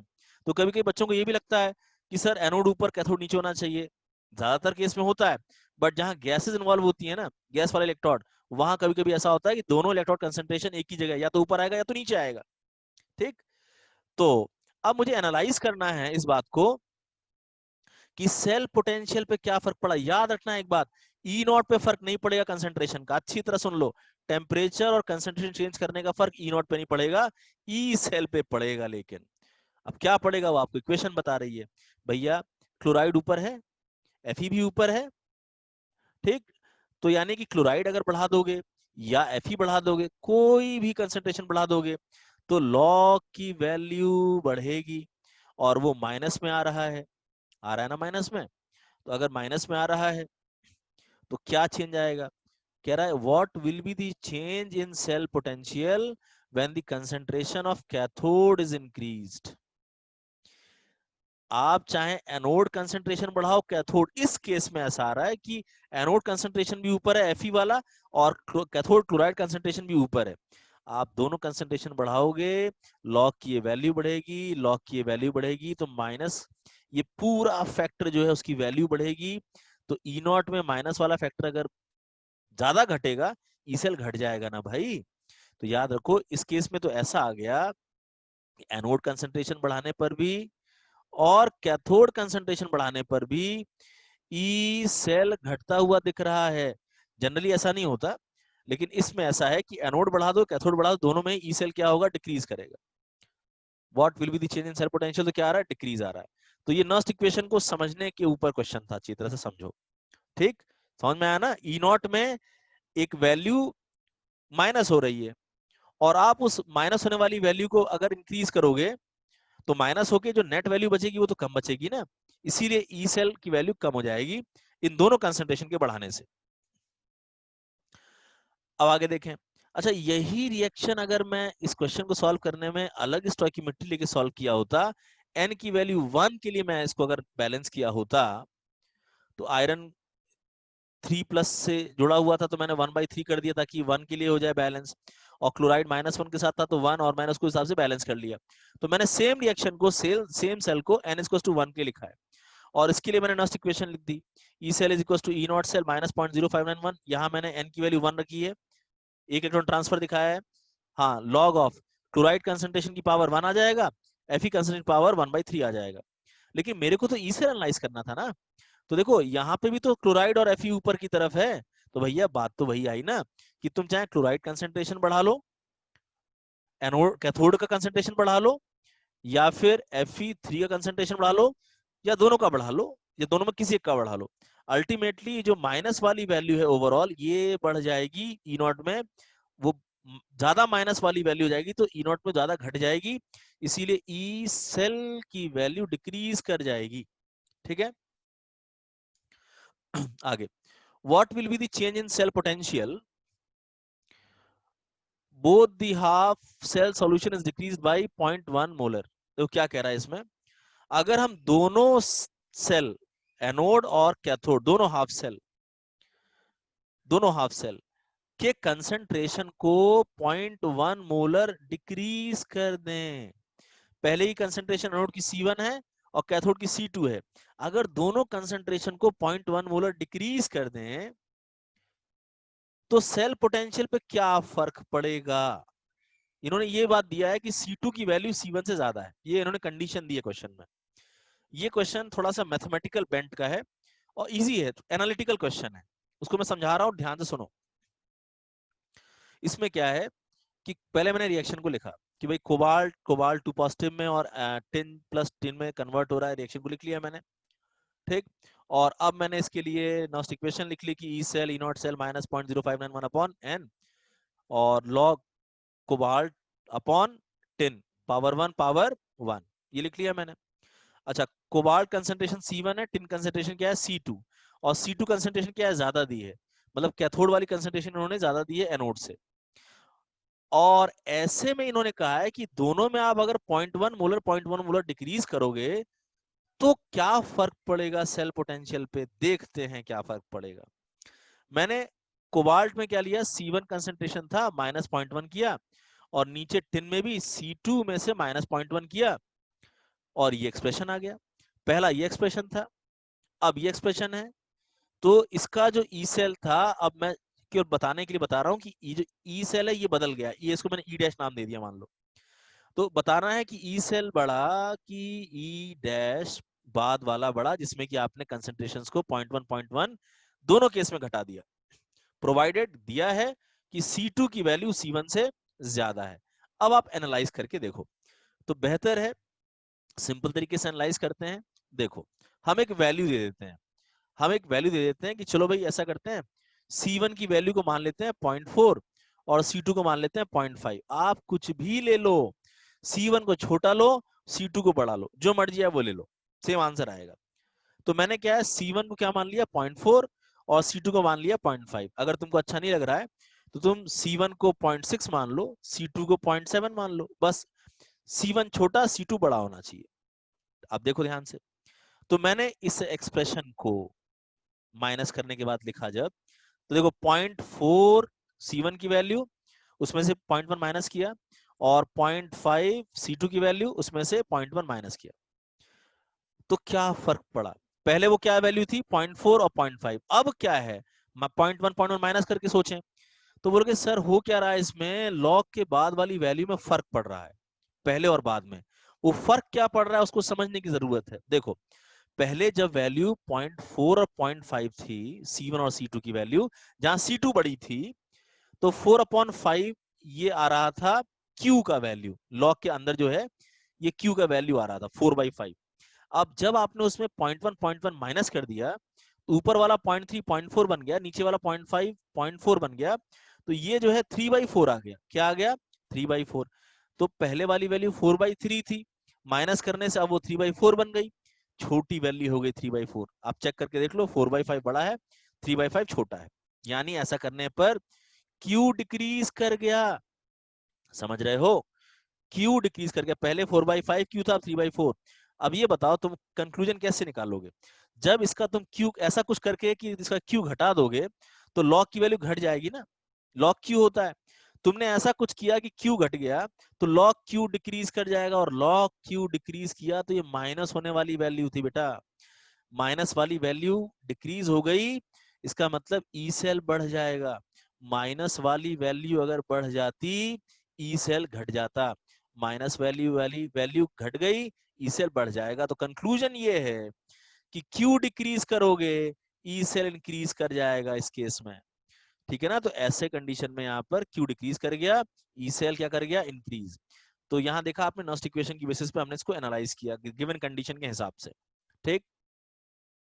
अच्छा, मैं यहाँ पे आपको एक बात और बताता हूँ। मान लो ये क्वेश्चन तो हमारा सॉल्व हो गया, मान लो थोड़ी देर के लिए कि इस क्वेश्चन में कंडीशन दी होती कि C1 C2 से बड़ा है, क्वेश्चन सॉल्व हो चुका है हमारा। लेकिन अब मैं थोड़ा आपको चेंज करके क्वेश्चन पूछ रहा हूं कि अगर क्वेश्चन में दिया होता कि C2 से बड़ा C1, अब सॉल्व करके बताओ, तो कुछ तो चेंज आता। अप्रोच वही है, इस बार मैंने क्या C1 को 0.5 ले लिया बड़ा वैल्यू, C2 को ले लिया छोटा वैल्यू, अप्रोच वही है। पहले Q क्या था, अब Q क्या है, उसे कंपेयर करना है, बहुत इजी अप्रोच है। ऐसे केस में पहले Q 5/4 था, और अब जब 0.1 पॉइंट माइनस हो गया, रेशियो निकाल रहा हूं ना बेटा, 0.5/0.4 यानी 5/4, और ये माइनस करोगे तो ये 0.4 ऊपर बचेगा, 0.3 नीचे बचेगा, तो 4/3 बचा। तो 5/4 और 4/3 में 4/3 बड़ी वैल्यू है। ऐसे में तो कहानी बदल गई भाई, जब C1 की वैल्यू ज्यादा थी, ऊपर वाले की वैल्यू ज्यादा थी और नीचे वाले की वैल्यू कम थी, और तुमने दोनों में सेम नंबर माइनस किया, Q बढ़ गया, और ऐसे में Q बढ़ेगा तो सेल का जो ईएमएफ मिल रहा है वो घट जाएगा, है ना। जो आपकी नॉस्ट इक्वेशन तो यही बता रही है ना कि Q वैल्यू अगर बढ़ती है, लॉग की वैल्यू बढ़ेगी, माइनस वाली वैल्यू बढ़ेगी, तो सेल ईएमएफ घट जाएगा। इमेजिन करो इसमें C1 C2 बराबर होता तो क्या होता, मैं वो भी समझा दूं। अगर मान लो दोनों 0.5 है, यानी कि C1 और C2 इस केस में इनिशियल जो कंडीशन दी थी इन्होंने क्वेश्चन में, अगर वो कंडीशन C1 C2 बराबर होती और 0.1 यानी कि आप उसमें से माइनस कर रहे होते, तो देखो पहले 0.5 यानी 5/5 क्यूब की वैल्यू होती, और 0.1 माइनस करने के बाद 0.4 ऊपर नीचे 0.4 यानी 4/4 आ जाता। बोल गए ये तो 1:1 का रेशियो आ रहा है, यानी बराबर आ रहा है, यानी क्यू पे कोई फर्क ही नहीं पड़ा। तो क्यू पे फर्क नहीं पड़ा, इसीलिए ई सेल की वैल्यू सेम रहेगी। अल्टीमेटली इन क्वेश्चंस में क्यू में फर्क पड़ रहा है, वही ऑब्जर्व करना है, घटा की बढ़ा, कंडीशन के हिसाब से सोचना है। खैर इस क्वेश्चन का आंसर क्या है, ए। एक और ऐसे क्वेश्चन करते हैं, देखो क्वेश्चन ये है कि वैसे ही क्वेश्चन एकदम, what will be the value of C1, what will be the value of C1। यहाँ C1 की वैल्यू पूछी है इन्होंने, C1 एनोड लिया है, कैथोड की वैल्यू 0.4 ली है, और इन्होंने कहा है कि if cell potential increases on increasing concentration of both solution by 0.1 molar. अभी जो तुमने पीछे क्वेश्चन किया उसमें था दोनों इलेक्ट्रोड में तुम कंसंट्रेशन घटा रहे हो, 0.1 कंसंट्रेशन घटा रहे हो, इसमें है कि आप दोनों में 0.1 बढ़ा रहे हो। अब बताओ, ठीक, तो क्वेश्चन बिल्कुल वैसा ही है, नॉस्ट इक्वेशन बेस्ड है। पहले हम इस सेल का रिएक्शन लिख लिए हैं, निकल को ऑक्सीडाइज होता हुआ दिखा दिए हैं, कॉपर आयन को रिड्यूस होता हुआ दिखा दिए हैं, नॉस्ट इक्वेशन यहाँ पे लिख लिए हैं। और अब हम अपने कंडीशंस पे आते हैं। देखो C1 की यहाँ क्वेश्चन अगर तुम देखोगे ना ध्यान से, C2 की वैल्यू इन्होंने क्या दी है, कैथोड वाली 0.4, और C1 की वैल्यू पूछी है, तो अब या तो C1 की वैल्यू बड़ी होगी या छोटी होगी या बराबर होगी, वही तीन तरह के इन्होंने ऑप्शन भी दिए हुए हैं, और बस एनालाइज करना है, एनालाइज करना है कि C1 की वैल्यू को क्या रखें कि सेल पोटेंशियल बढ़ जाए। सेल पोटेंशियल कब बढ़ेगा, सेल पोटेंशियल कब बढ़ेगा, बोलोगे सेल पोटेंशियल तब बढ़ेगा जब क्यू की वैल्यू डिक्रीज करेगी। इसका मतलब यहां पर क्या करना है हमें, ये E cell is equals to E not cell 0.0591/n, इसकी वैल्यू मान लो C1 है निकल, और कॉपर की वैल्यू क्या है C2 मान लेते हैं, हालांकि C2 हमको दिया हुआ है 0.4, यहां पे इन्होंने कहा है 0.1 मोलर 0.1 मोलर दोनों में जोड़ दो, दोनों में जोड़ दो। और ध्यान देना यहाँ पे ई सेल की वैल्यू बढ़ रही है, कंडीशन उन्होंने ऑलरेडी दे दी है, आपको केवल C1 को एनालाइज करना है कि C1 बड़ा होना चाहिए कि छोटा होना चाहिए C2 से। पीछे वाला क्वेश्चन जैसा ही है, लेकिन थोड़ा सा क्वेश्चन अलग पूछा गया है, ध्यान से देखो। अब मैं यहाँ पे तुम्हें तीन कंडीशंस को समझा रहा हूं। मान लो कि C1 की वैल्यू बड़ी है, यानी मैंने ए ऑप्शन को रख दिया, ध्यान देना, C1 की वैल्यू 0.8 ले ली, यानी ये कंडीशन आ रही है यहाँ पे C1 की वैल्यू C2 से बड़ी ले ली मैंने, ए वाला, और जल्दी से एनालाइज कर लिया, देखो 0.8 और 0.4 था पहले, और 0.1 जोड़ दूंगा तो अब रेशियो बदल गया ना, पहले क्या था 8/4, और अब हो जाएगा 0.8/0.5 यानी 9/5, और इन दोनों में 8/4 बड़ा होगा, 9/5 छोटा होगा, आप चेक करके देख सकते हैं मैथमेटिक्स से। अब जब ये Q, ये तो Q है ना, और Q घटता है तो जानते हो क्या होता है, ई सेल बढ़ जाता है। तो देखो ऐसे में C1 आपने जब बढ़ा लिया और ऊपर नीचे दोनों में आपने चीजों को जोड़ दिया, कंसंट्रेशन को बराबर बराबर जोड़ा, तो Q डिक्रीज किया, ई सेल बढ़ गया। और अगर इमेजिन करो तुम C1 की वैल्यू को C2 से कम ले लेते, ये कंडीशन लेते कि C2 चलो 0.4 है तो C1 कम ले लेते हैं, मान लो क्वेश्चन में बी पार्ट में 0.1 दिया है तो 0.1 लेके सोच लो, तो पहले 0.1/0.4 और आप 0.1 जोड़ दिए, यानी Q बदला, कितना बदला, पहले वो 1/4 था, और 0.1 जोड़ने के बाद वो ऊपर 0.2 नीचे 0.5 हो गया, यानी 2/5 हो गया। चेक कर लो 2/5 बड़ा आता है, 1/4 से 2/5 बड़ा आएगा, यानी यहाँ Q बढ़ गया, Q बढ़ गया तो ई सेल घट गया, ई सेल घट गया। आई बात समझ में, यानी 0.8 होने पर ई सेल बढ़ रहा है, हमारा आंसर यही है, और 0.1 होने पे ई सेल घटता, कुछ तो गड़बड़ हो गया यहाँ पे, क्या ई क्यू की वैल्यू यहाँ पे बढ़ी है, ये थोड़ा सा रिवर्स लिखना था मेरे को, यहाँ क्यू की वैल्यू इंक्रीज की है, क्यू की वैल्यू इंक्रीज की है, इसीलिए ई सेल क्या कर जाएगा, डिक्रीज, ऊपर वाला ही कॉपी पेस्ट हो गया लग रहा है, तो ये ई सेल डिक्रीज करेगा इस केस में। हमें क्वेश्चन में क्या करा, इंक्रीज करने के लिए, तो ए ऑप्शन नहीं है हमारा, हमारा आंसर क्या है, बी। बी ऑप्शन में बी ऑप्शन में जहां कंसंट्रेशन कम हो रही है वहां पर क्यू इंक्रीज कर रहा है, सॉरी 0.8, हाँ ठीक है, ए ऑप्शन होगा, ए ऑप्शन होगा। ए ऑप्शन में जहां 0.8 आपने लिया है यानी कि C1 ज्यादा लिया है, वहां पे क्यू डिक्रीज हुआ है और ई सेल क्या है, बढ़ा है, और क्वेश्चन में ई सेल बढ़ा हुआ चाहिए था। बी ऑप्शन जब आपने 0.1 कंसेंट्रेशन लिया, C1 का कंसेंट्रेशन 0.1 जब लिया, यानी कि C1 को आपने कम लिया C2 के मुकाबले, तो वहां आपने पाया Q की वैल्यू बढ़ गई, ई सेल घट गया। इमेजिन करो आप अगर 0.4 लेते तो क्या होता, बोल के ऊपर नीचे बराबर हो जाता, ऐसे में दोनों रेशियो सेम आ जाते, पहले वाला बाद में वाला जोड़ने के बाद वाला, और क्यू पे फर्क पड़ता नहीं, ई सेल पे फर्क पड़ता नहीं। ये वही मिसप्रिंट हुआ यहाँ पे, क्यू सेम रहता और ई सेल भी सेम रहता, रिमेन सेम, ठीक है। अच्छा, अब इसमें आते हैं अगला question. When identical decrease of 0.1 molar is done in the concentration of both the solution in this cell at a definite temperature, then what will be the value of C1? मैंने आपको 3 अलग अलग केसेस के लिए पूछा है, ठीक। ये एक्चुअली क्वेश्चन थोड़ा सा मिसप्रिंट है, यहाँ पे इसमें से कोई एक केस देना चाहिए था, क्वेश्चन ये सही नहीं है तो मैंने इसको सही मॉडिफाई किया है। मैंने इस क्वेश्चन के 3 पार्ट कर दिए हैं, मैंने आपको 3 केसेस दे दिए हैं। क्वेश्चन में ये कहा गया है कि इस सेल में अगर एनोड कैथोड दोनों तरफ हम 0.1 मोलर को डिक्रीज कर दें कंसेंट्रेशन को, तो C1 क्या होगा। तो वहां ये देना चाहिए ना कि सेल पोटेंशियल बढ़ रहा है कि सेल पोटेंशियल घट रहा है कि वो सेम है, उस हिसाब से C1 बताओ। तो ये मैंने आपको इस क्वेश्चन के 3 पार्ट कर दिए हैं, ठीक। अब हम इन तीनों पार्ट का आंसर दे सकते हैं। करना क्या है हमें यहाँ पे, पहले तो हमें समझना है कि यहाँ पे नर्स्ट इक्वेशन ये है, ठीक।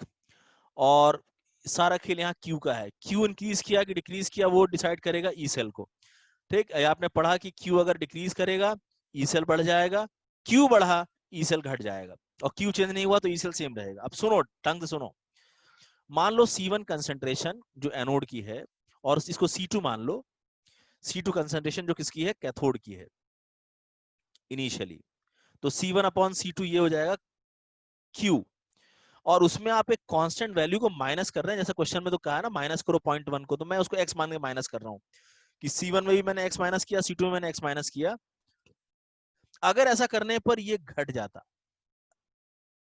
अगर ऐसा करने पर घट जाता, तो ऐसा तभी हो सकता है जब C2 की वैल्यू बड़ी हो, जो पीछे हमने अभी मैथमेटिक्स देखी उसमें यही है कि C2 की वैल्यू बड़ी होगी तभी ऐसा हो सकता है,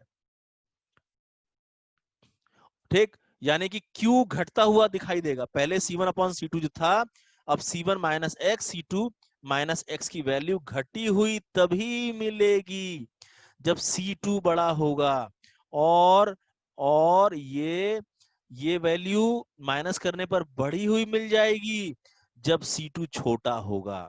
मैं एग्जांपल के साथ बता देता हूं, जैसे पहले वाले केस का एग्जांपल ले लेते हैं। ऐसा C2 की वैल्यू 0.5 उन्होंने दी है ना, आप C1 की वैल्यू क्या ले लो, 0.4 ले लो, 0.4 छोटी वैल्यू ले लो, ये मैंने कहा ना C1 को छोटा ले लो इससे, तो देखो क्या आएगा, तो 0.4 में एक माइनस करो 0.3, 0.5 में एक माइनस करो 0.4।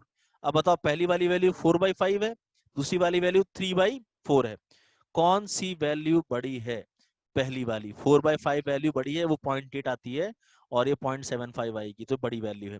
आप देख रहे हो कि C1/C2 बड़ी वैल्यू है, और माइनस करने के बाद ये ऊपर नीचे छोटा हो गया। कब हुआ ऐसा, तब हुआ जब C1 और C2 में C2 बड़ा था, ठीक। और सुनो, यही माइनस माइनस करने पे ऊपर नीचे पहले के मुकाबले बड़ा आता जब C1 बड़ा होता। एग्जाम्पल देख लो, मान लो नीचे वाला 0.5 है, ऊपर वाला 0.7 ले लो, बड़ी वैल्यू ले लो ऊपर वाली,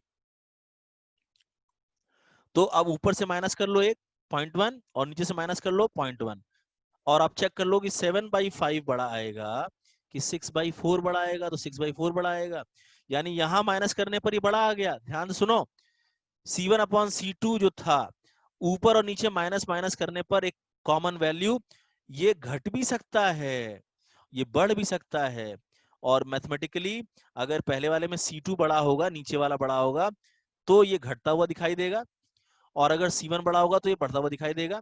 ठीक, तो आपने समझा यहाँ पे ये जो रेशियो है ये एक्चुअली Q है। Q कब घट रहा है, कब बढ़ रहा है?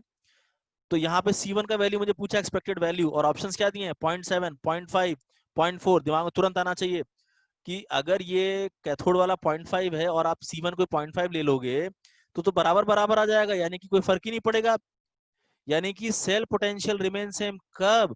बोलोगे, इसका आंसर भी है, यानी कि जब C1 भी 0.5 होगा और जब C2 भी 0.5 होगा तो Q में कोई चेंज नहीं आएगा और सेल पोटेंशियल नहीं बदलेगा। तो ये तो सॉल्व हो गया। और देखो, जब मैंने 0.7 को लिया था, जब मैंने ए वाले केस को लिया था, तो क्या हुआ? जब मैंने 0.7 को C की वैल्यू ली, C की वैल्यू क्या ली? 0.7, तो देखो यहाँ पे Q बढ़ता हुआ दिख रहा है, क्योंकि 0.7 लेने पर, C1 को 0.7 लेने पर C2 के 0.5 से 0.7 बड़ा है, तो C1 की वैल्यू बड़ी है, और ऐसा होने पर Q बढ़ रहा है, और Q बढ़ेगा, सेल पोटेंशियल घटेगा। Q बढ़ेगा, सेल पोटेंशियल घटेगा। तो इसका आंसर क्या आ जाएगा? ए। इसका आंसर है। और सेल पोटेंशियल अगर क्वेश्चन में दिया होता बढ़ रहा है, तो वहां आप कहते Q घटने वाला वैल्यू होना चाहिए। और पहले वाले को देखो, जहां मैंने C1 को 0.4 लिया है, ये C को मैंने, इसको C1 लिया है 0.4, ऐसे में Q घट गया था, और Q घटेगा, सेल पोटेंशियल बढ़ जाएगा। तो अगर इस क्वेश्चन में स्पेसिफाई होता कि सेल पोटेंशियल बढ़ा है, आंसर दो, तो आप आंसर देते सी, यानी 0.4 होना चाहिए था C1 का वैल्यू। क्वेश्चन में होता कि सेल पोटेंशियल डिक्रीज हो रहा है, तो आप आंसर देते ए, यानी 0.7 होना चाहिए था C1 का वैल्यू, और होता सेल पोटेंशियल में कोई फर्क नहीं पड़ रहा है, आंसर दो, आप आंसर देते बी, कि C1 C2 बराबर होगा तभी ऐसा होगा, Q में चेंज नहीं आएगा। ठीक है, एक और ऐसे क्वेश्चन करते हैं, देखो ध्यान से।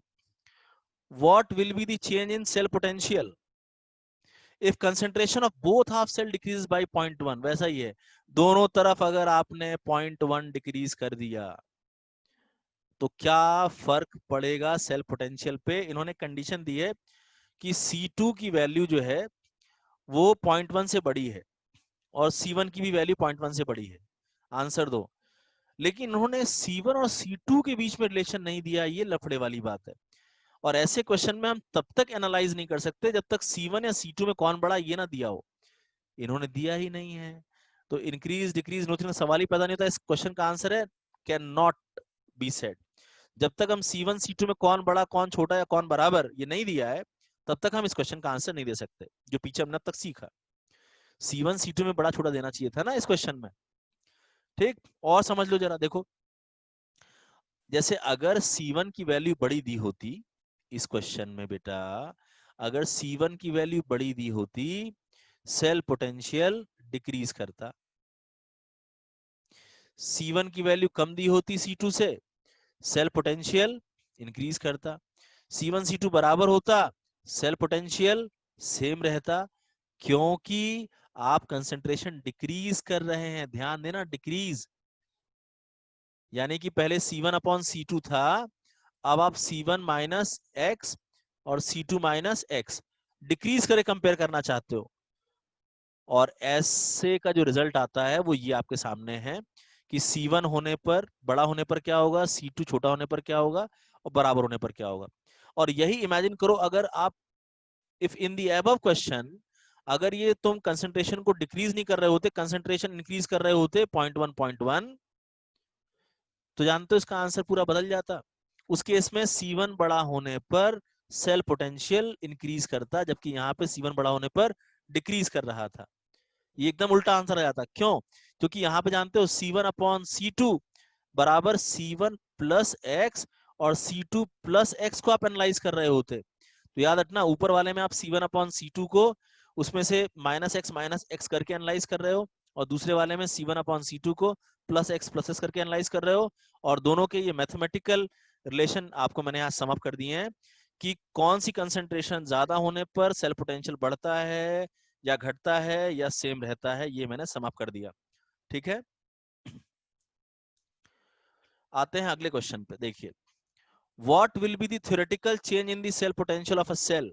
ये आपको सेल दिया है, व्हेन टेम्परेचर इज इंक्रीज्ड, जब टेम्परेचर बढ़ जाएगा तो सेल पोटेंशियल पे क्या फर्क पड़ेगा। मतलब ये क्वेश्चन में, इन दोनों क्वेश्चन में टेम्परेचर बढ़ने पर सेल पोटेंशियल में चेंज आ रहा है। याद रखना, टेम्परेचर बढ़ने पर सेल पोटेंशियल बढ़ भी सकता है, घट भी सकता है। कैसे? देखो, ये नस्ट इक्वेशन आप जानते हो, लॉग क्यू पे डिपेंड करता है, और क्यू नेगेटिव पॉजिटिव दोनों आ सकता है। मतलब लॉग की वैल्यूज की पॉजिटिव और नेगेटिव दोनों आ सकती है। यानी जो सामने वाला माइनस है ना, ये माइनस भी रह सकता है और प्लस भी हो सकता है, इसीलिए टेम्परेचर का असर कुछ भी हो सकता है। अब वो डिपेंड करेगा क्वेश्चन पे। पहले वाले क्वेश्चन में हमने देखा कि निकल यहाँ पे एनोड है, ऊपर हमने यहाँ लॉग लिखते समय ऊपर एनोड वाला लिख दिया, और कैथोड यहाँ पे सिल्वर आयन था। बैलेंस करेंगे तो सिल्वर की कंसंट्रेशन पावर 2 आ जाएगा। तो ये मैंने पहले वाले क्वेश्चन को सॉल्व कर रहा हूँ, लॉग क्यू लिख लिया। ठीक।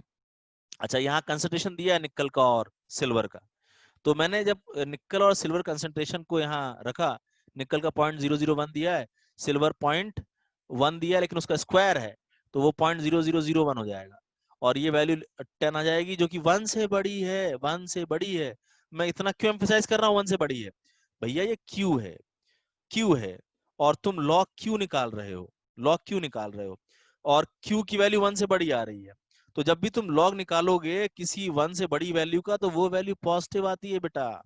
तो ये लॉग की वैल्यू पॉजिटिव आएगी, पॉजिटिव। इसका मतलब बाहर वाला साइन नेगेटिव बना रहेगा, और ऐसे में तुम कहोगे कि टेम्परेचर बढ़ाने पर ये पूरा फंक्शन बढ़ेगा, जो कि माइनस हो रहा है। और ऐसे में तुम्हारा रिजल्ट आएगा कि यहाँ टेम्परेचर अगर बढ़ा तो ई सेल की वैल्यू घट जाएगी, पहले वाले में घट जाएगी। लेकिन अब यही अगर मैं दूसरे वाले में बात करूं, तो वहां पे देखो, जिंक आयन एनोड हो गया, वो ऊपर आ गया, कोबाल्ट यहाँ कैथोड है, वो नीचे आ गया, पावर वन, और मैंने क्यू निकाल लिया जिंक अपॉन कोबाल्ट को यूज करके। तो ये हो जाएगा इसका 0.05 0.08, यानी कि वो 5/8 रेशियो आ जाएगा, जो कि 1 से कम आएगा। यानी यहाँ जो Q की वैल्यू आ रही है बेटा, वो 1 से कम है। यानी आपको log Q निकालना है, यानी आपको log of less than 1 value निकालनी है, और log लेस देन 1 का नेगेटिव आता है। देखो, log 1 0 होता है, log ग्रेटर देन 1 का निकाल रहे हो तो पॉजिटिव आता है, log लेस देन 1 निकालो तो नेगेटिव आता है।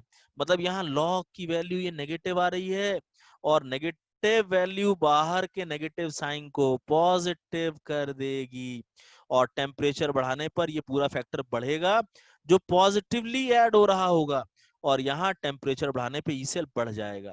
तो सेकंड वाले केस में कहानी हो गई, बदल गई। टेम्परेचर बढ़ाने पर यहाँ ई सेल बढ़ गया। याद रखना, टेम्परेचर बढ़ाने पे कुछ भी हो सकता है।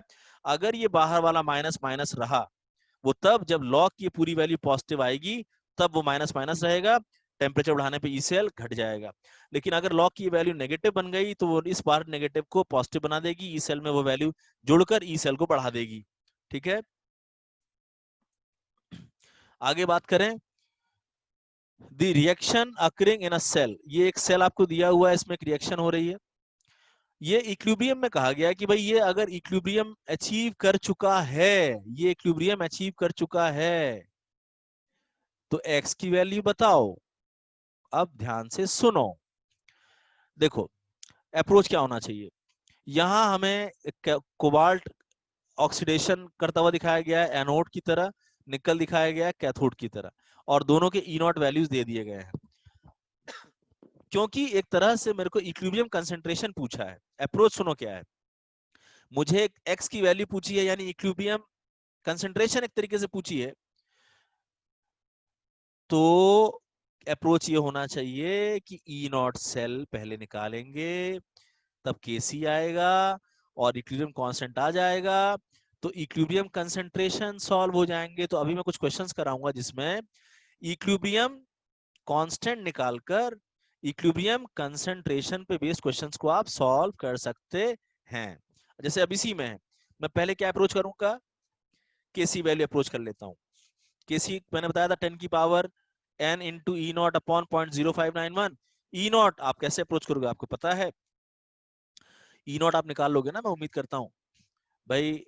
ई नॉट सेल आपको पता है, कैथोड का रिडक्शन, एनोड का ऑक्सीडेशन।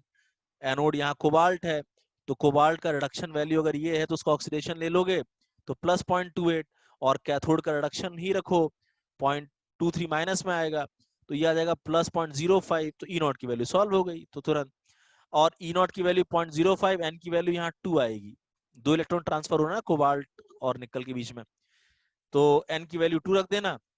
जब इसको सॉल्व करोगे 10 की पावर ये 2 इंटू 0.05 अपॉन 0.0591, थोड़ा आपको सॉल्व तो करना ही पड़ेगा, तो ये 10 की पावर 1.692 ऐसा करके आएगा। और ये मैंने आपको समझाया था, मैं फिर से बताता हूँ, जैसे 10 की पावर 1.692 आया है, तो आप 10 की पावर 1 अलग लिखो और 10 की पावर 0.692 अलग लिखो, तो ये जानते हो 0.69 ऑलमोस्ट 0.7 हो गया, और 10 की पावर 0.75 होता है, क्योंकि log 5 0.7 के बराबर आता है, ऑलमोस्ट 0.669 आता है, ये मैं नियरली 5 मान सकता हूँ 10 की पावर 0.692, और इनटू 10 की पावर 1 यानी कि ये तो 50 आ गया ना। इसका मतलब केसी की वैल्यू निकाल ली, पहले मैंने ई नॉट निकाला, फिर मैंने केसी निकाला, और अब मैं केसी को यहां समझ के लिख रहा हूं। जब इसका इक्वेशन लिखोगे तो कोबाल्ट सॉलिड निकल सॉलिड तो हटा दोगे, ultimately cobalt 2 positive ion right में आएगा, निकल लेफ्ट में आएगा, तो राइट वाला कंसंट्रेशन ऊपर, निकल वाला कंसंट्रेशन लेफ्ट वाला नीचे, ये केसी के बराबर आ गया। अरे वैल्यू रखनी है बस इसमें बस वैल्यू रखनी है। कितनी है केसी की वैल्यू? 50 रख दो। कोबाल्ट कंसंट्रेशन कितना दिया है इन्होंने? 1 मोलर। निकल पूछा इन्होंने एक्स करके, तो एक्स यहाँ सॉल्व हो गया 1/50, यानी 0.02 मोलर सॉल्व हो गया, ये आपका आंसर हो गया सी। ठीक, ऐसे ही what will be the value of reduction potential of anode and cathode when equilibrium is established in electrochemical cell? ध्यान से सुनना, जब इक्विलिब्रियम एस्टैब्लिश हो जाएगी तब रिडक्शन पोटेंशियल की वैल्यू एनोड कैथोड की क्या होगी पूछा है, वो तो बराबर हो जाएगी ना भाई। अभी तुमको एक ग्राफ मैंने पढ़ाया था, होता क्या है, समय के साथ एनोड का रिडक्शन पोटेंशियल बढ़ता रहता है और कैथोड का घटता रहता है, और इक्विलिब्रियम पे बराबर हो जाता है, तो इक्विलिब्रियम पे दोनों का रिडक्शन पोटेंशियल बराबर हो जाएगा, जो भी होगा बराबर हो जाएगा, इतना ध्यान देना, यही ट्रिक है हमारी, यही ट्रिक है। सुनो कैसे, देखो ये सेल हो गया आयरन, कैडमियम का सेल हो गया, एन की वैल्यू 2 कह रहा लेने के लिए, ठीक है, और दोनों के इन्होंने ई नॉट वैल्यूज दे दिए हैं। यहाँ आयरन काम कर रहा है एनोड का और कैडमियम काम कर रहा है कैथोड का। हमारी अप्रोच ये होनी चाहिए, ध्यान सुनना, अप्रोच ये होनी चाहिए कि कैथोड का जो पोटेंशियल है वो हाई था, एनोड का जो पोटेंशियल है वो लो था, कैथोड घटता गया, एनोड बढ़ता गया, और उसकी जो कैथोड एनोड की वैल्यू बराबर हो गई इक्विलिब्रियम पर। लेकिन आप ध्यान दो तो दोनों लिमिट्स के बीच में आएगी ये वैल्यू, कैथोड के रिडक्शन और एनोड के रिडक्शन के बीच में वो वैल्यू आएगी, यही मेन पॉइंट है। लेकिन ये दोनों सेल याद रखना, इन्होंने जो दिए हैं वो स्टैंडर्ड कंडीशन पे नहीं है, यानी आपको पहले इनकी वैल्यू निकालनी पड़ेगी कि भाई भाई एनोड की कितनी पोटेंशियल है इस कंडीशन में, कैथोड कितनी है, और उनके बीच की वैल्यू आनी चाहिए। देखो कैसे कर रहा हूं मैंने क्या किया, पहले मैंने एनोड को अलग से समझा कि भाई तो आयरन आयरन 2 में चेंज हो रहा है, और मैंने एनोड का ऑक्सीडेशन पोटेंशियल निकाला, एनोड का ऑक्सीडेशन, तो वहां पे मैंने ओपी लिख दिया ना ऑक्सीडेशन पोटेंशियल के लिए 0.0591, एन की वैल्यू 2 आ रही है, 2 इलेक्ट्रॉन ट्रांसफर है, और लॉग ऑफ क्यू तो ये आ जाएगा ऊपर, आयरन का कंसेंट्रेशन इन्होंने 0.1 मोलर दिया है, मैं वैल्यू रख के सॉल्व कर रहा हूँ। देखो आयरन का इन्होंने जो रिडक्शन पोटेंशियल दिया था वो -0.44 था, बट मुझे यहाँ उसका ऑक्सीडेशन चाहिए तो मैंने 0.44 ले लिया, बाकी 0.0591/2 लॉग ऑफ 0.1 मोलर रखा मैंने और सॉल्व किया। ये मैंने इस गिवन सेल के अंदर एनोड का पोटेंशियल निकाला है, स्टैंडर्ड पोटेंशियल 0.44 था, लेकिन इस सेल में 0.1 मोलर कंसेंट्रेशन के वक्त कितना पोटेंशियल है वो निकाल लिया मैंने, एनोड का पोटेंशियल निकाल लिया।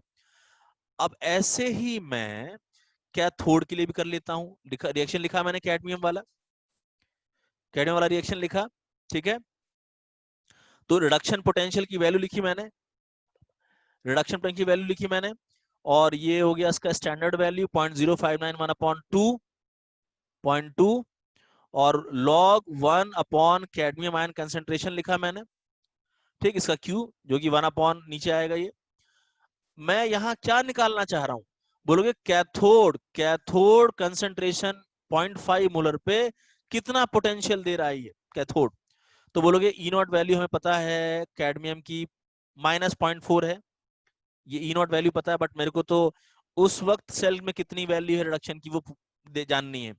तो इसमें मैं वैल्यूज पुट कर दूंगा और सॉल्व कर लूंगा। ठीक, कैथोड की यहाँ कंसंट्रेशन 0.5 दी है, मुझे उम्मीद है आप वैल्यू सॉल्व कर लेंगे। रिडक्शन पोटेंशियल -0.4 ले रहा हूं मैं कैडमियम की, और इस वैल्यू को मैंने सॉल्व किया जब, ये 1/0.5 ये log 2 बन जाएगा पूरा। log 2 तुम्हें पता है कितना होता है 0.3010, और पूरा सॉल्व करोगे तो ये वैल्यू आई निकल के। अब पॉइंट ये है कि जो मेरे को यहाँ कंसंट्रेशंस दिए थे उन कंसंट्रेशंस पे मैंने दोनों एनोड का कैथोड का पोटेंशियल निकाला। इसका मतलब ये निकला, इसका मतलब ये निकला कि अपर वैल्यू और हायर वैल्यू निकाल ली मैंने। अब जो सेल काम करना शुरू करेगा और इक्विलिब्रियम एस्टैब्लिश होगी, इक्विलिब्रियम पे दोनों की वैल्यू बराबर हो जाएगी, तो एक की वैल्यू घटेगी और एक की वैल्यू क्या होगी, बढ़ेगी। यानी इन दोनों के बीच में आंसर आना चाहिए 0.4695 एंड 0.409। बात को सुनो, मैंने क्या बोला 0.409, ठीक, एंड 0.4695। रिडक्शन पोटेंशियल कैथोड का मैं ऊपर लिख रहा हूं 0.409 माइनस में, और यही माइनस, अगर ये देखो ये ऑक्सीडेशन पोटेंशियल है, लेकिन माइनस पे लिखूंगा तो वो एनोड का रिडक्शन हो जाएगा, तो -4695 नीचे। इनके बीच की वैल्यू आपको ऑप्शन से निकल के आ जाएगा। देखो डी ऑप्शन हो नहीं सकता क्योंकि वो 0.46 से भी नीचे की वैल्यू आ रही है, जबकि इसके बीच की वैल्यू होनी चाहिए। ठीक, और 0.477 भी इसके नीचे आएगा, और ये वैल्यू इन दोनों के अंदर यानी नेगेटिव, ये नेगेटिव वैल्यू है 0.409, और ये भी नेगेटिव है, दोनों का रिडक्शन पोटेंशियल नेगेटिव है, तो इसके बीच की वैल्यू क्यों एक नजर आ रही है बस हमें, सी। सी समझ में आया? तो इस क्वेश्चन का तरीका क्या था कि आपने दोनों हाफ सेल के पोटेंशियल अलग से निकाल लिए, ठीक, और दोनों के रिडक्शन को ऐसे प्लॉट किया, देखा कैथोड का रिडक्शन तो आपने नेगेटिव में निकाला था, नेगेटिव, ठीक, ये लेस नेगेटिव वैल्यू ऊपर आएगी ना, लेस नेगेटिव यानी बड़ी वैल्यू होगी, और आपने एनोड पे निकाला है ऑक्सीडेशन पोटेंशियल, बट आपको जब यहां रखना है तो उसको रखोगे रिडक्शन पोटेंशियल की तरह, तो नेगेटिव करके रखोगे। ये मोर नेगेटिव है यानी नीचे है, मतलब मोर नेगेटिव यानी लो वैल्यू है, लेस नेगेटिव यानी हाई वैल्यू है, तो इसके बीच में ये वैल्यू कहीं आएगी, वैल्यू नेगेटिव आएगी, कैथो रिडक्शन पोटेंशियल की वैल्यू, रिडक्शन पोटेंशियल की वैल्यू नेगेटिव आएगी, एनोड कैथोड दोनों की, और बराबर आएगी। तो यानी यही वैल्यू इक्विलिब्रियम स्टेट पर हम कह सकते हैं ऑप्शंस के हिसाब से एनोड और कैथोड की रिडक्शन पोटेंशियल वैल्यू है। एक क्वेश्चन और करते हैं ऐसा, an excess of liquid mercury is added into a solution of इतना मोलर आयरन 3 पॉजिटिव, मतलब 10⁻³ मोलर आयरन 3 पॉजिटिव में मरकरी डाल रहे हैं और एक रिएक्शन हो रही है। ये इन्होंने रिएक्शन दिया है कि मरकरी 3 पॉजिटिव में अगर मरकरी मिलाओगे तो क्या रिएक्शन है, ये दिया है इन्होंने कहा है 25 डिग्री सेल्सियस पे 5% आयरन 3 बच रहा है यानी ये केवल 5% बचा है जितना भी था, और 95% कन्वर्ट हो चुका है। था कितना, 10⁻³ मोलर था, बहुत ध्यान सुनना, इतना मोलर था, बचा कितना, बोलोगे इसका 5%। जानते हो कैसे निकालना है 5%, 5/100 इंटू 10⁻³ ऐसे निकालना है, और 95% कन्वर्ट हो चुका है, तो 95/100 इंटू 10⁻³ कन्वर्ट हो चुका है, यानी ये बचा हुआ आयरन 3 है और ये बना हुआ आयरन 2 है। ये बात समझ में आ गई होगी। इनिशियली इतनी कंसेंट्रेशन थी, 5% बच गई, उस कंसेंट्रेशन का 5% निकाल लो, इतना बच गया आयरन 3 इक्विलिब्रियम पर, और 95% कन्वर्ट हो चुका है किसमें, वो आयरन 2 में। इतना समझ में आ गया। अब हमसे इन्होंने पूछा है कि इफ ओनली, बस यही रिएक्शन अगर हो रही है मान लो, then what will be the value of reduction potential of mercury electrode, और आयरन इलेक्ट्रोड का पोटेंशियल इन्होंने दिया हुआ है। ठीक, तो कैसे सॉल्व करें, बोलोगे सर ये जो हमको वैल्यूज दी है ना, ये इक्विलिब्रियम कंसंट्रेशन गिवन है, क्वेश्चन का डिमांड है इक्विलिब्रियम कंसंट्रेशन गिवन है। इससे पहले क्वेश्चन हमने किया था इसमें ई नॉट निकालकर केसी निकालकर इक्विलिब्रियम कंसंट्रेशन को निकाला था, इक्विलिब्रियम कंसंट्रेशन क्वेश्चन में गिवन है, इसका मतलब यहाँ हम इक्विलिब्रियम कंसंट्रेशन की मदद से केसी और ई नॉट सेल को अप्रोच कर सकते हैं, और ई नॉट सेल से ही हम दोनों इलेक्ट्रॉन में से एक इलेक्ट्रॉन की इंफॉर्मेशन निकाल सकते हैं अगर एक की गिवन है तो। ये अप्रोच होगी हमारी। तो सुनो, पहले हमने क्या निकाला, केसी। भैया कंसंट्रेशन गिवन है तो क्या निकाल लिया मैंने, केसी। केसी ये तो निकाल लोगे, मुझे पूरी उम्मीद है। मैं फिर से बता दे रहा हूँ केसी कैसे निकालोगे। देखो, केसी को तुम ऐसे लिखोगे, राइट हैंड साइड में क्या क्या है, बोलोगे एच जी टू पॉजिटिव की पावर 1, आयरन 2 पॉजिटिव की पावर 1, और आयरन 3 पॉजिटिव की पावर नहीं, यहाँ आयरन की पावर 2 है ऊपर, और आयरन 3 की पावर नीचे भी 2 है। भाई यहां से देख लो ना रिएक्शन से, राइट साइड वाले ऊपर, लेफ्ट वाला नीचे, और मर्करी लिक्विड लूंगा नहीं मैं। अब ध्यान से सुनना, बहुत ध्यान से। आयरन 3 कंसेंट्रेशन कितना बचा है, बोलोगे 5%। ये सॉल्व किया ना, 5/100 × 10⁻³ तो ये आ गया 0.05 × 10⁻³ का होल स्क्वायर। ये हो गया आयरन कंसेंट्रेशन जो बचा हुआ है इक्विलिब्रियम पे, और 95% कन्वर्ट हो चुका है आयरन 2 में।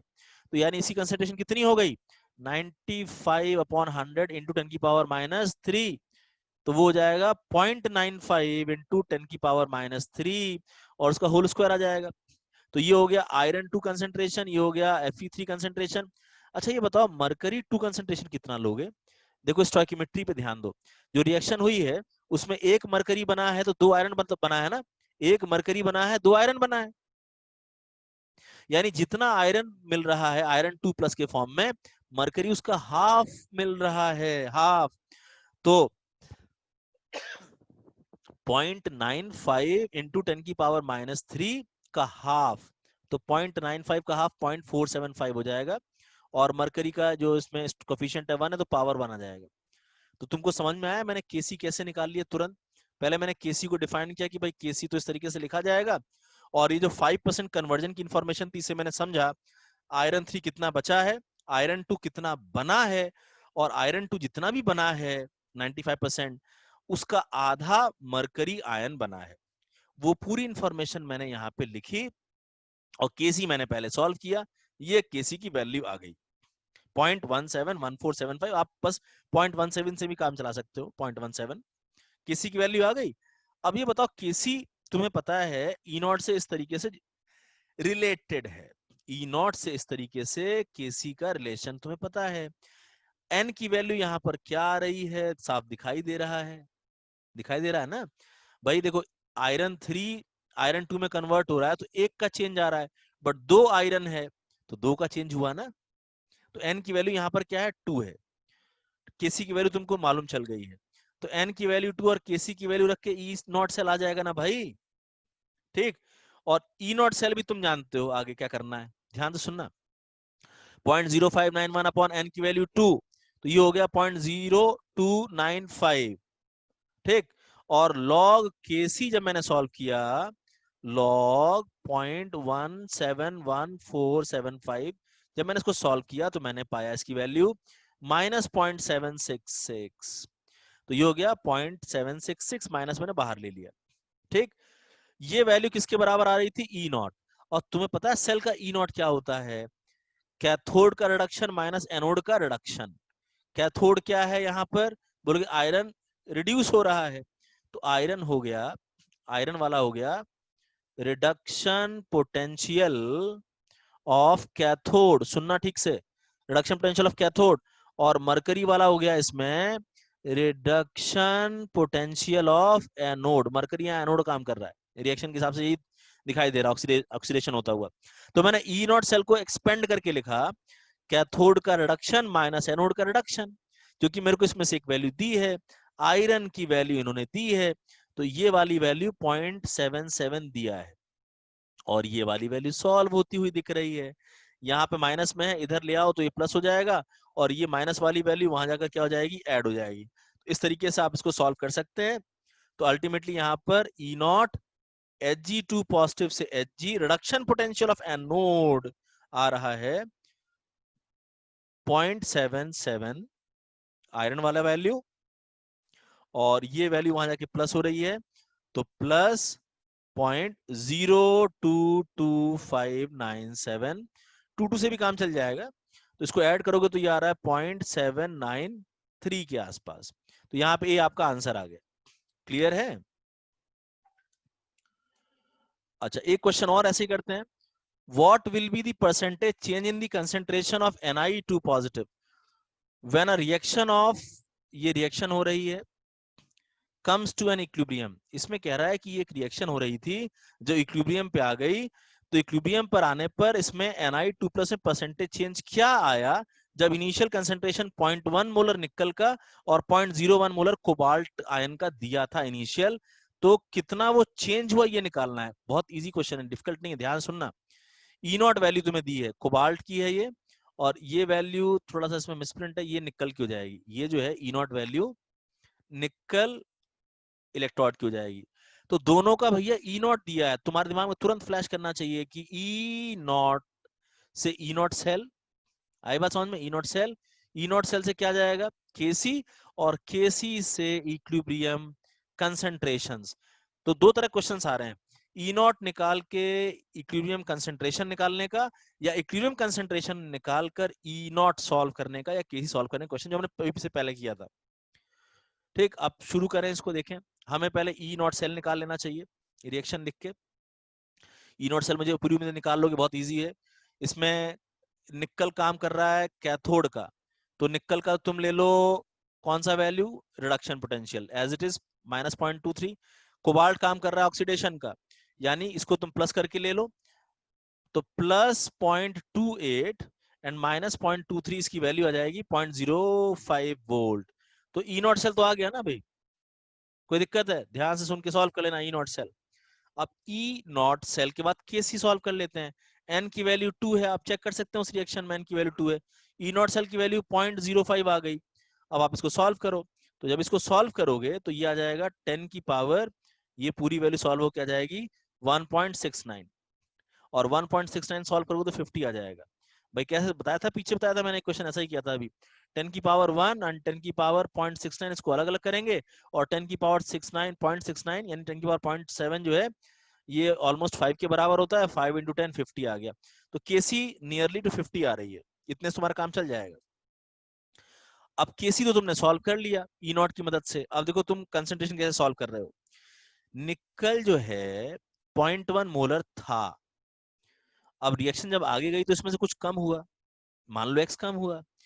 कोबाल्ट 0.01 मोलर था, और जितना निकल कन्वर्ट होगा मोल्स में उतना ही कोबाल्ट आयन मोल्स में बनेगा। तो निकल में दिखाओ कि एक्स कम हो गया, और कोबाल्ट आयन में दिखाओ एक्स बढ़ गया। इनिशियल कितना था उसको लिख लो, और ये दिखाओ कि इसमें से एक्स कम हो गया, उतना एक्स इसमें बन गया। तो इक्विलिब्रियम पर ये कंसंट्रेशन 0.1 माइनस एक्स हो गई, और कोबाल्ट की 0.01 प्लस एक्स हो गई। और केसी का एक्सप्रेशन लिख लो, केसी क्या हो जाएगा? कोबाल्ट आयन कंसंट्रेशन अपॉन निकल आयन कंसंट्रेशन, और कोबाल्ट हो गया 0.01 प्लस एक्स, निकल हो गया 0.1 माइनस एक्स, और ये केसी के बराबर है जो हम सॉल्व कर चुके हैं। अब इसको तो सॉल्व कर लोगे ना भाई। तो यहाँ पे जब तुम एक्स सॉल्व करोगे, जब तुम इसमें क्रॉस मल्टीप्लाई करके एक्स सॉल्व करोगे, तो 4.99 अपॉन 51 आएगा, जो कि इसके बराबर है 0.0978 के बराबर है। ये एक्स की वैल्यू आ गई। बट तुम्हारा क्वेश्चन है परसेंटेज डिक्रीज निकालना है, बहुत ध्यान सुनना।